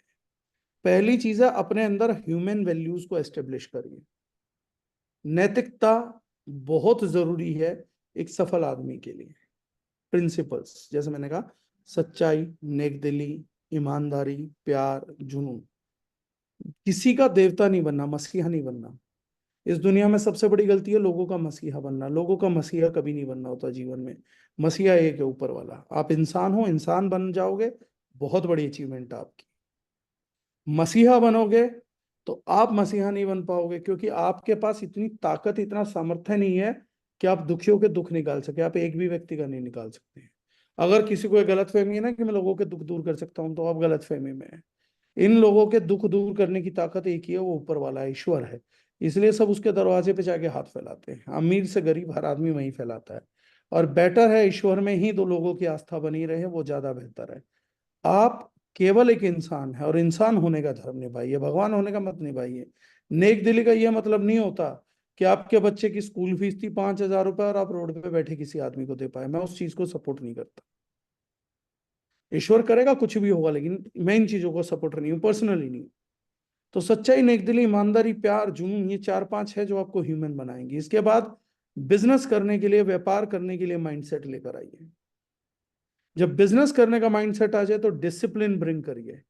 डिसिप्लिन का मतलब है रोज मीटिंग लगानी है तो मीटिंग लगानी है, सेमिनार करना तो सेमिनार करना है। अच्छा कुछ नहीं लगेगा लेकिन जरूरी है। कोल्ड कॉलिंग करनी है तो करनी है, उस पर रिजल्ट निकालना है तो निकालना है, डिसिप्लिन आएगा। क्लोजिंग डेली करनी है तो करनी है, टीम से बात करनी है तो करनी है। 5 घंटे की नींद, 6 घंटे की नींद से काम चल जाएगा, करना है तो करना है भाई। Third thing we require is discipline.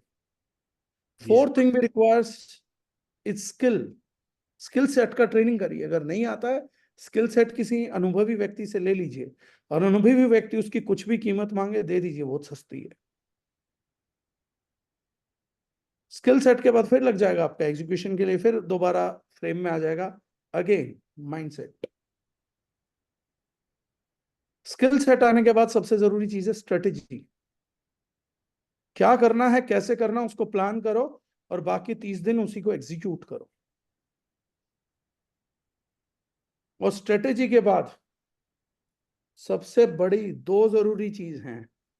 Strategy अगर कामयाब हुई और उतना बिजनेस कर लिया या नहीं कर पाए, अगर आपकी स्ट्रेटेजी फेल हुई, आप वो बिजनेस नहीं कर पाते हैं, तो पहली बात तो है बचे हुए टाइम से पहले रिवीजन कर लीजिए, स्ट्रेटेजी रिवाइज करिए। फिर भी किसी कारणवश अगर आपकी स्ट्रेटेजी नहीं इंप्लीमेंट हो पाई, तो सबसे बड़ी बात है इंट्रोस्पेक्शन करिए, जिसको हम बोलते हैं आत्मावलोकन। और अब सबसे काम की चीज बता रहा हूं साहब, अगर आपकी स्ट्रेटेजी सक्सेसफुल रही, आप कामयाब रहे, तो जिन जिन लोगों ने आपके साथ उस स्ट्रेटेजी का जो हिस्सा थे और कामयाब हुए हैं, तो सबसे जरूरी चीज है पार्टी। सबसे महत्वपूर्ण चीज है जिसको आप मिस करते हैं। हर सफलता को सेलिब्रेट करना चाहिए। उसका एक तरीका होना चाहिए कि हम यहां मिलेंगे और पार्टी करेंगे। उस 2-3 घंटे के अंदर सिर्फ और सिर्फ पार्टी। कोई काम की बात नहीं, कोई फालतू बात नहीं, क्योंकि आपने मेहनत करी, आपने दिमाग लगाया, आपने सफलता हासिल करी। सफलता जश्न मांगती है साहब। छोटी सफलता छोटा जश्न, बड़ी सफलता बड़ा जश्न। इसमें मैं लिकर को प्रमोट नहीं कर रहा हूँ, मैं खुद नहीं पीता हूँ, लेकिन मैं सफलता का जश्न मनाता हूँ। कभी सारे जने बस सफलता का और पार्टी का एक ही मतलब समझे। तो पार्टी बनती है सर। ब्रेन को रिवार्ड नहीं करोगे तो अगली बार मोटिवेशन नहीं करेगा, अंदर से मोटिवेशन नहीं आएगा। तो सफलता के लिए भागो ताकि 1 तारीख को सेलिब्रेट कर सको। हाँ, सेलिब्रेशन का कल्चर नहीं है अगर आपकी टीम में, तो लोग सफल होना बंद कर देंगे। अकेले बैठो, सारी टीम को वीडियो कॉल करके दिखाओ कि मेरी पार्टी चल रही है भाई, अकेले के साथ। लोगों में कल्चर डालो कि 1 तारीख को मैंने पार्टी मिस कर दी। बहुत जरूरी है लाइफ के अंदर, बहुत ज्यादा जरूरी है। इन चीजों को, इन बेसिक्स को फॉलो करोगे तो स्किल सेट वगैरह का बेसिक्स अलग है, जैसे मैंने कहा था, बाकी चीजों के बेसिक्स अलग है, लेकिन ये सबसे बड़े बेसिक्स हैं। इन बेसिक्स के बाद बाकी चीजें तो आपको गूगल भी सिखा देगा, बाकी बहुत कुछ सिखाएंगे, लेकिन ये बेसिक्स हैं जो आपको प्राथमिकता में लगेंगे। इनके बिना आपकी कहानी आगे नहीं बढ़ेगी। ये तो प्राइम है, ये सबसे जरूरी चीज है।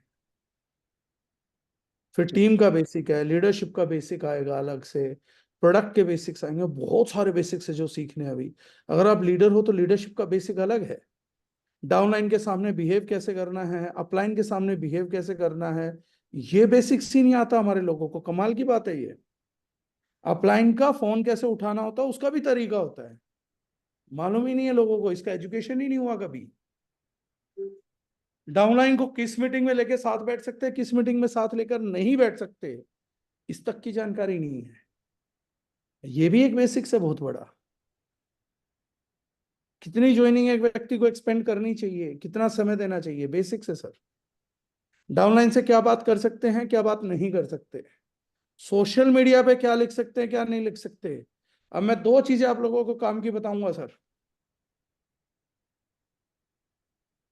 इसके बाद आपको एक बड़ा महत्वपूर्ण बेसिक देके जा रहा हूं सर। जो लोग अभी तक जुड़े हों बहुत लकी हैं। एक बड़ा महत्वपूर्ण बेसिक देके जाऊंगा आज। पहला जो बेसिक है, सबसे महत्वपूर्ण बेसिक, सफलता का सबसे महत्वपूर्ण बेसिक। एक व्यक्ति बैठा था, बच्चा बैठा था पार्क में, आइसक्रीम खा रहा था। तो एक सज्जन मेरे जैसे, जो ज्यादा पढ़े लिखे हो जाते हैं, इंटेलिजेंट, जिन्हें लगता है दुनिया का सारा ज्ञान, सारी नॉलेज उनके पास है, तो उस बच्चे के पास चला गया। तो बोला आइसक्रीम खा रहा है? बोला हाँ। बोला आइसक्रीम मत खाया कर। बोला क्यों? बोला उम्र छोटी रह जाती है। तो बोला कि मेरे दादाजी जो थे ना, वो 200 साल जिए थे। तो बोले क्यों, तेरा दादा भी आइसक्रीम खाता था? बोले ना, जेन्युइन आदमी था, अपने काम से काम रखता था, दूसरों के काम में टांग नहीं अड़ाता था, बहुत लंबा जिया। तो पहला बेसिक्स है लाइफ का सर, अपने काम से काम रखिए, दूसरों के काम में टांग मत अड़ाइए। वरना आइसक्रीम खा रहे हो कि नहीं खा रहे हो, उम्र छोटी हो जाएगी साहब। किसी आइसक्रीम खाने वाले को ज्यादा टोकने जाओगे, उसके यूपी यूपी का कहीं का हुआ और निकल गई, थोड़ा सा बंदूक बंदूक, 2 गोली अंदर मारेगा, वो आइसक्रीम खाएगा और आप गोलियां खाओगे, काम पूरा हो जाएगा। अपने काम से काम रखना सीखिए। लोगों को डिस्कस मत करिए, उनके जीवन में मत घुसिए। किसका किसके साथ क्या चक्कर चल रहा है हमें क्या लेना देना, किसकी वोट में लड़ाई किसके साथ है हमें क्या लेने देना। अपनी वोट डाल के आनी है, वो डाल के आ जाएंगे। दूसरे ने किसकी वोट डाली क्या लेना देना। जो कोई पूछेगा तो बता देंगे, अगर कोई कहेगा, अब मेरे से कोई पूछेगा वोट किसको दो, तो मैं तो खैर किसी को भी दे दूंगा, मोदी राहुल गांधी ऐसा मेरे से कोई भी पूछ लो। तो मैंने अगर बोला कि मोदी को, तो अगर अगला बोले मोदी को नहीं केजरीवाल को देनी है, तो बोलो भाई केजरीवाल को ही दे सकते, तूने पूछा था मैंने बता दी, गलती हुई हो तो माफी, तू केजरीवाल को दे क्या, केजरीवाल जी संघर्ष करो, हम तुम्हारे साथ हैं। हमारा काम वोट डालना है, दूसरे से बहस करना नहीं है, केजरीवाल की वोट मांगना मेरा काम नहीं है। पता लगे मैं केजरीवाल की वोट मांगने गया, अगले ने मेरा शैम्पू भी लेना बंद कर दिया। नहीं चाहिए मुझे केजरीवाल जी की, मोदी जी की जीत, मेरा शैम्पू बिकता रहे भाई। मेरे को अपने काम से काम रखना है। क्या ये सीख सकते हो? तो ये नायाब सीख है। जी सर, जी सर सर। मैं आपको बताऊं, उसका उसके साथ चक्कर चल रहा है भाई, मेरा टाइम बहुत कीमती, किसी का किसी के साथ चक्कर चले रे। परमात्मा करे सबका सबके साथ चक्कर चले, पर जिसका भी चक्कर चले वो अपनी गर्लफ्रेंड को मेरा शैम्पू गिफ्ट करे और उसकी गर्लफ्रेंड उसको मेरा शेविंग जेल गिफ्ट करे। बस मेरा इतना चक्कर चलता रहे, सब कुछ सफल है मेरी लाइफ के। मुझे क्रैप चीजों को डील नहीं करना।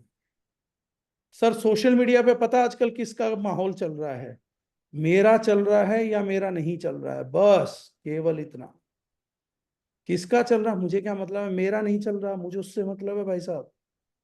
लिटरली एक इंसिडेंट बताता हूँ, मेरे एक दोस्त हैं, वो सुन ना लें कहीं, पर सुन भी लेंगे क्या, मैंने तो करा ही था उनके साथ।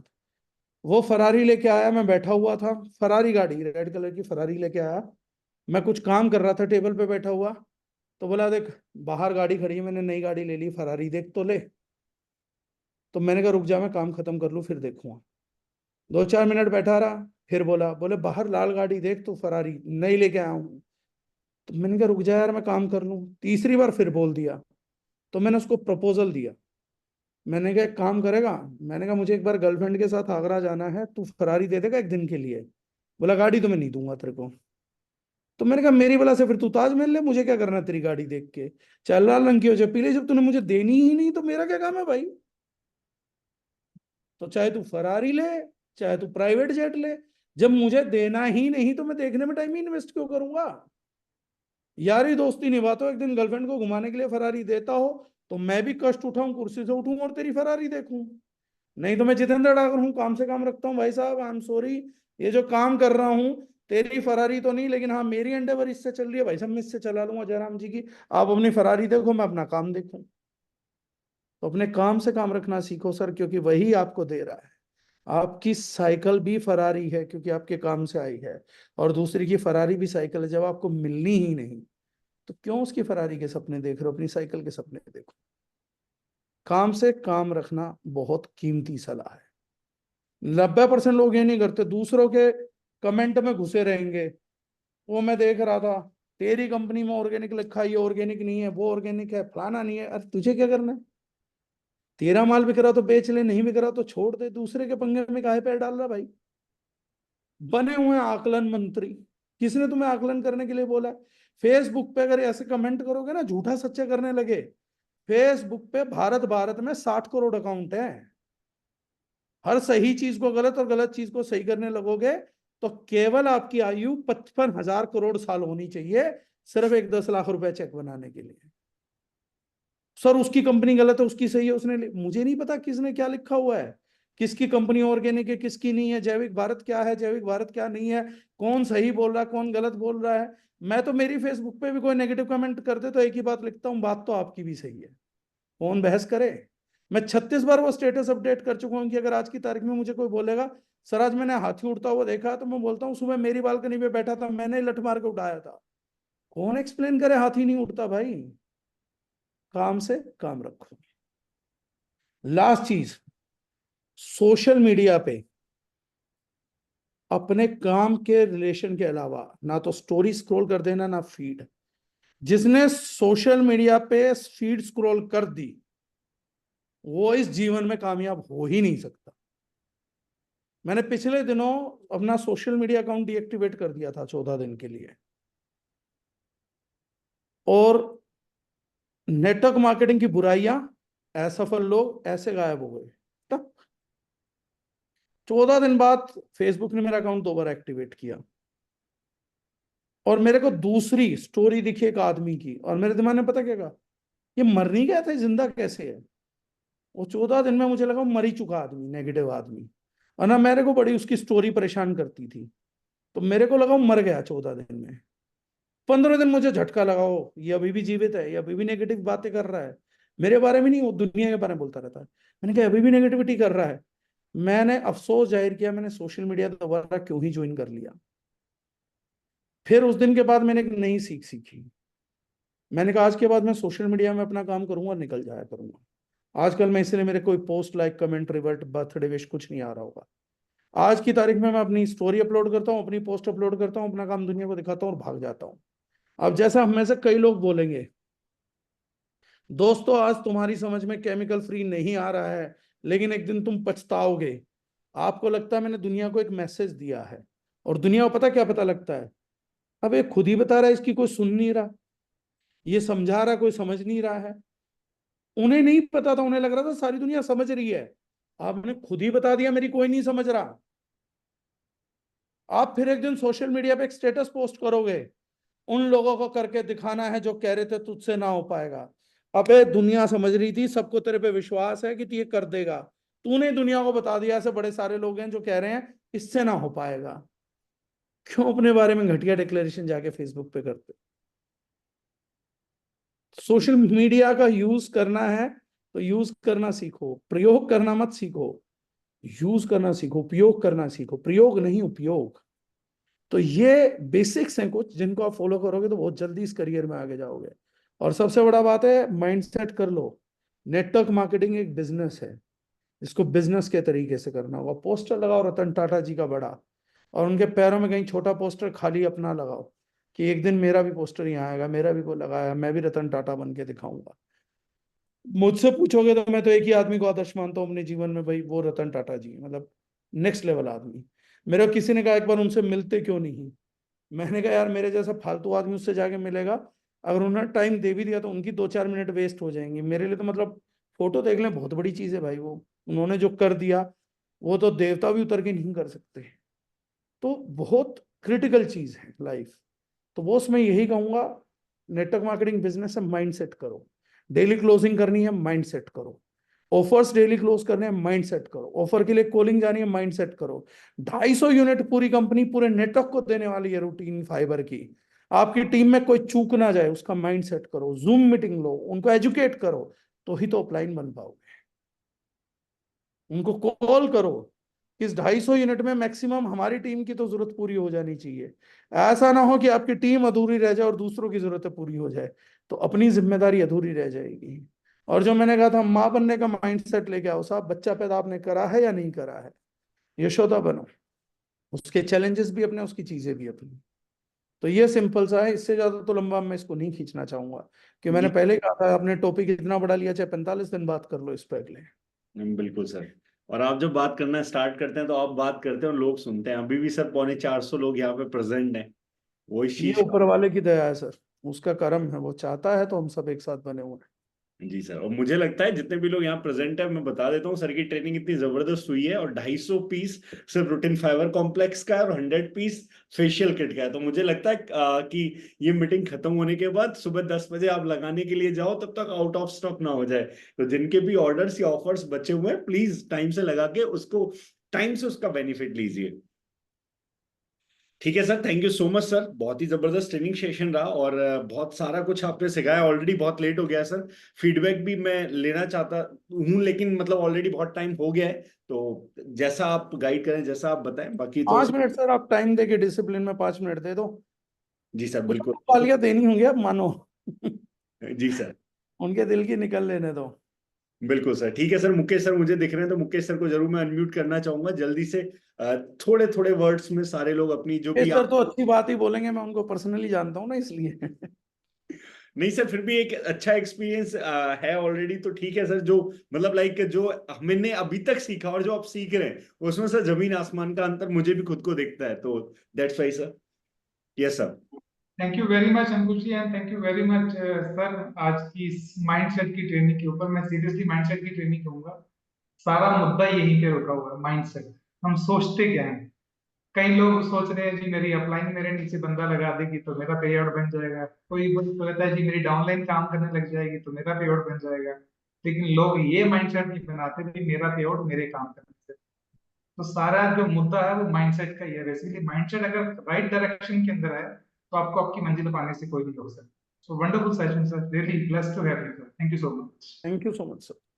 बाकी लोग भी जो भी अपने अपने विचार एक्सप्रेस करना चाहते हैं, वो हैंड रेज कर दे। जिनके कैमरा ऑन होंगे मैं उसमें से अनम्यूट करूंगा पहले। यस। एंड मुकेश सर के बाद नेक्स्ट यहाँ पे मैं अनम्यूट करना चाहूंगा सुधीर त्रिपाठी जी को।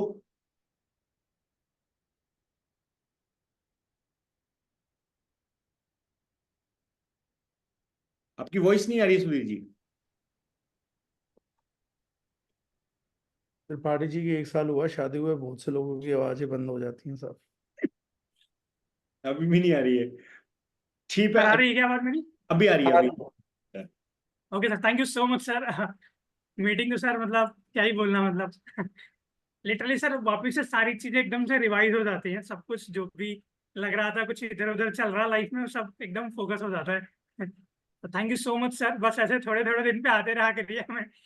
मतलब क्या बोले सर, मतलब लगता है कि बस आप बोलते रहे, अपन सुनते रहे, और चीजें ऐसी ही चलती रहे सर। जबरदस्त था क्लोजिंग सर भी करनी मीटिंग। है ना सर। मैं तो बोलता रहूंगा, हम सुनते रहेंगे, लेकिन वो गाना भी है ना, कल आएंगे मुझसे बेहतर कहने वाले, तुमसे बेहतर सुनने वाले। काम भी तो करना है सर, हमें बच्चे भी तो पालने हैं सबको।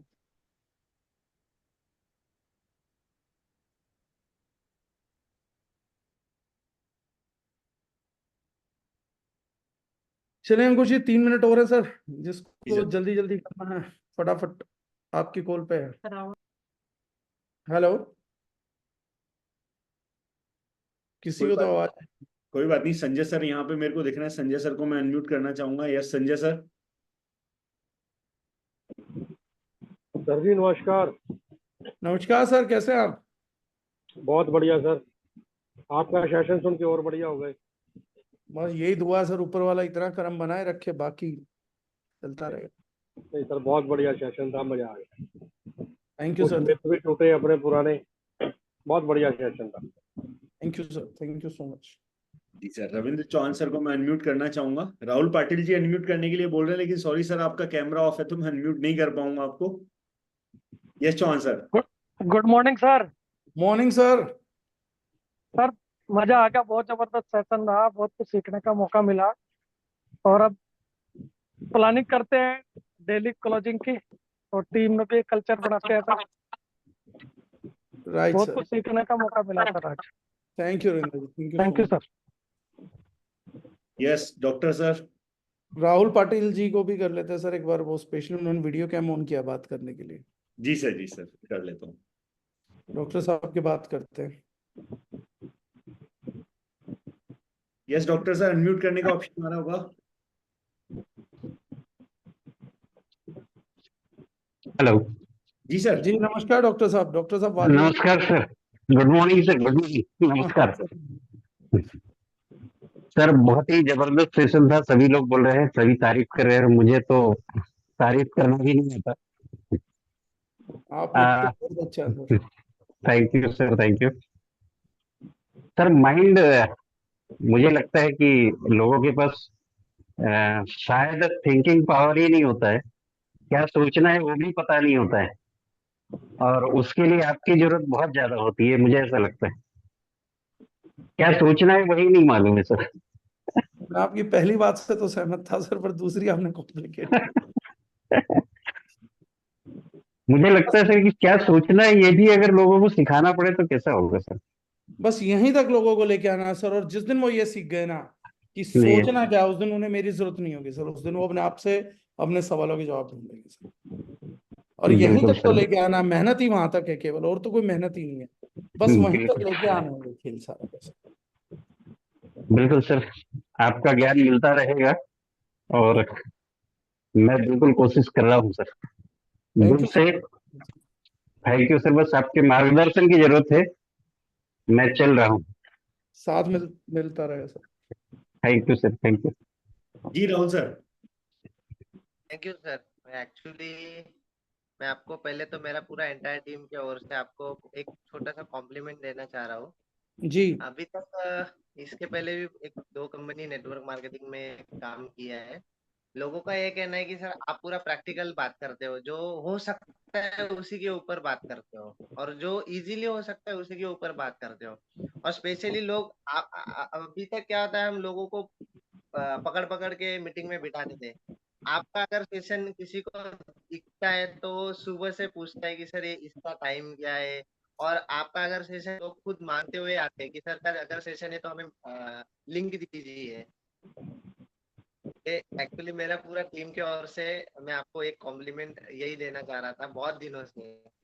Thank you sir, thank you so much. इस बार मुझे मुंबई में महसूस हुआ, मुंबई एक नेटवर्क मार्केटिंग के इवेंट में गया तो वहां काफी लोगों ने मुझे आइडेंटिफाई किया।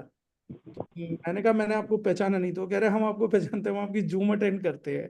तो मैंने कहा दारुजनाइन में, वगैरह हम आप दारुजनाइन में नहीं, लेकिन ये मुझे इस बार पता लगा। तो आपका कॉम्प्लीमेंट सच्चा है sir. Thank you sir. Thank you sir. बिल्कुल सर, लास्ट कमेंट लेते हैं रेखा मैम का। Yes ma'am. Good morning sir. Good morning ma'am. Thank you so much sir. वही वाली बात है कि जो चीजें यहाँ पे आप बता रहे हैं ना सर, ये तो अनबिलीवेबल है कि हम सोच भी नहीं सकते थे कि हम किस प्लेटफॉर्म के साथ काम कर रहे हैं और हमारे टीचर कैसे मिले हैं।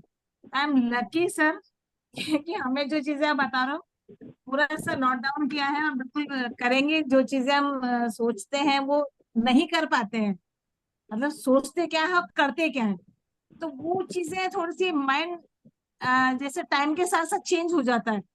तो ये चीजें पे हम फोकस करेंगे सर कि माइंड सेट रहे और जो हमें चाहिए उस पर पूरा फोकस करके हम अपना टारगेट कंप्लीट करें। क्योंकि कहीं ना कहीं सिचुएशन आती है और हम लोग अपना जो रास्ता है ना उसको बदल लेते हैं सिचुएशन के हिसाब से अपने आप को। अच्छा ये ऐसा नहीं तो ऐसा कर लेंगे, वो वाली चीजें हैं सर। तो वो उस चीज पे थोड़ा सा स्ट्रोंगली हमें काम करना पड़ेगा अपने आप पे, जो कि हम अभी नहीं कर पा रहे हैं। और उसी की वजह से जो रिजल्ट, जो चीजें हम चाहते हैं वो नहीं मिल पा रही है। और फिर जैसा कि आपने पैसे के बारे में बोला सर, कि ये चीज बिल्कुल सही है कि कभी कभी माइंड सेट रहता है ठीक है हम कुछ कर रहे हैं पैसा बाय डिफॉल्ट आएगा, बट एक कैलकुलेशन जो आपके दिमाग में रहनी चाहिए, वो आपके रिटर्न आपके दिमाग में रहना चाहिए कि इतना बीवी पे इतना आना चाहिए। वो चीज आपकी एज ए परफेक्ट होनी चाहिए, जिसको आप सामने वालों को भी प्रॉपर बता पाओ तो उसको समझ आएगा। क्योंकि पैसा ही समझ आता है सर, सामने वाले को पैसा ही समझ आता है। आप कितना क्या कर रहे हो, कितना प्रोडक्ट दे रहे हो, कैसे कर रहे हो, वो मैटर करता ही नहीं सर। तो लेकिन ये चीज सारी बिल्कुल पैसे के लिए तो सब बचना चाहते हैं ना, कोई बोलना ही नहीं हाँ चाहता सर पैसे से प्रेम है। हाँ वही है सर। तो वो वाली चीजें बिल्कुल सर वो मेरे साथ भी हो रही है। तो मैंने आज 2-3 प्लान ऐसे दिए हैं, तो बिल्कुल कैलकुलेशन से ही देना स्टार्ट किया है सर। वो चीजें तो गड़बड़ कर रहे थे, तो प्रॉपर कैलकुलेशन के साथ प्लान देना स्टार्ट किया है सर। और आई होप सर कि बढ़िया करेंगे इसको। ईश्वर अच्छा करेगा मैम, ऊपर वाला बहुत अच्छी है अच्छा। बिल्कुल sir, thank you so much sir. Thank you बहुत अच्छी ट्रेनिंग रही सर, बहुत अच्छा सेशन रहा आपका। थैंक यू और मैम। अरे thank you so much Ankush sir. आप लोग ma'am, yes ma'am, done ma'am. अगर गीता मैम प्रेजेंट है तो गीता मैम ने अभी हैंड रेज किया था, तो मैं उनको अनम्यूट करने की ट्राई कर रहा हूँ। यस मैम, आप अनम्यूट कर सकते हैं अपने आप को। तब तक doctor Tripathi sir. Yes sir, good evening everybody. Sir आज मेरा फोन खराब हो गया 2 बजे से। मैं बड़ा डिस्परेट था कि यार हम लोग डिपेंड हो गए हैं फोन पे कॉलिंग। मैं निकला, मैंने कहा आज तो कुछ करना है। निकला तो एक सैनिक डिपार्टमेंटल स्टोर मिला, वहां गया। मैंने कहा भैया ये जगह बहुत अच्छी दिख रही है, हमारे लिए क्या? बोले मतलब? मैंने कहा मेरा केमिकल फ्री का प्रोडक्ट है, यहाँ पे बहुत अच्छा लगेगा। बाय द वे, आप कितना इन्वेस्टमेंट कर सकते हो? बहुत ही अच्छी चीज है, आप इसको अपने अपने पे आजमाना और करना। लिटरली उसने मेरा अपना नंबर दिया, मेरा मोबाइल बंद था, नंबर दिया। उसने बोला सर मैं हेलो करता हूँ, जो आपके पास है वो हमको बताइए। That was my first call. और उसके बाद एक मिश्रा जी बगल में खड़े थे, मैंने कहा क्या क्या कर रहे हो? ये सब डिटर्जेंट लेके क्या करोगे? सब पेट में जाएगा आपके। इससे फ्री होना चाहो तो केमिकल पे आ जाओ। Then he given me number. So ये है माइंडसेट। तो आपने मेरा बूस्टर डोज दे दिया है माइंडसेट का, and we will do it definitely. Thank you sir. And thank you so much everyone. कुछ हैंड और रेज और भी है, लेकिन सबको अनम्यूट करना और सबसे फीडबैक लेना भी पॉसिबल नहीं है, तो आज के लिए बस इतना ही। बाकी जो बातें सर ने आज सिखाई हैं उन चीजों को लेके इम्प्लीमेंट करते हैं। एंड जो हमारा 250 piece fibre complex and 100 piece जो हमारा फेशियल किट है, तो मेक श्योर कि आप ऑफर टाइम से अपना अवेल कर ले ताकि आपको मिल पाए एंड ज्यादा से ज्यादा उन ऑफर्स का बेनिफिट उठाए। And thank you so much Dagar sir for this wonderful training. Definitely इसको इंप्लीमेंट करेंगे और इसके रिजल्ट्स हमारे बिजनेस के अंदर दिखेंगे। और इस महीने को विदाउट एनी रिग्रेट क्लोज करना, इस टारगेट के साथ काम करिए और मिलके अपने आप को, अपनी टीम को साथ में मिलकर सक्सेसफुल बनाते हैं, कामयाब बनाते हैं, मेहनत करते हैं। और जो बातें आज की ट्रेनिंग में सिखाई गई है वो माइंडसेट करते हैं, और माइंडसेट करके अगले आने वाले 2 से 3 महीने में एक टारगेट करते हैं। और जितने भी लोग यहाँ प्रेजेंट है, ईच वन ऑफ यू, सब लोग मिलके मेहनत करके जो आज यहाँ पे 500-600 की कैपेसिटी हम पहुंचा पा रहे हैं, उसको जल्दी से 1000 लेके जाते हैं, 1000 लेके जाते हैं। और एक एक नया एनवायरनमेंट, नया एटमॉस्फेयर, नया ऑरा पूरा दार्जुक 9 का क्रिएट करते हैं, जिससे ज्यादा से ज्यादा लोग को हम हेल्प कर पाए। Thank you so much everyone. Bye bye, take care, good night.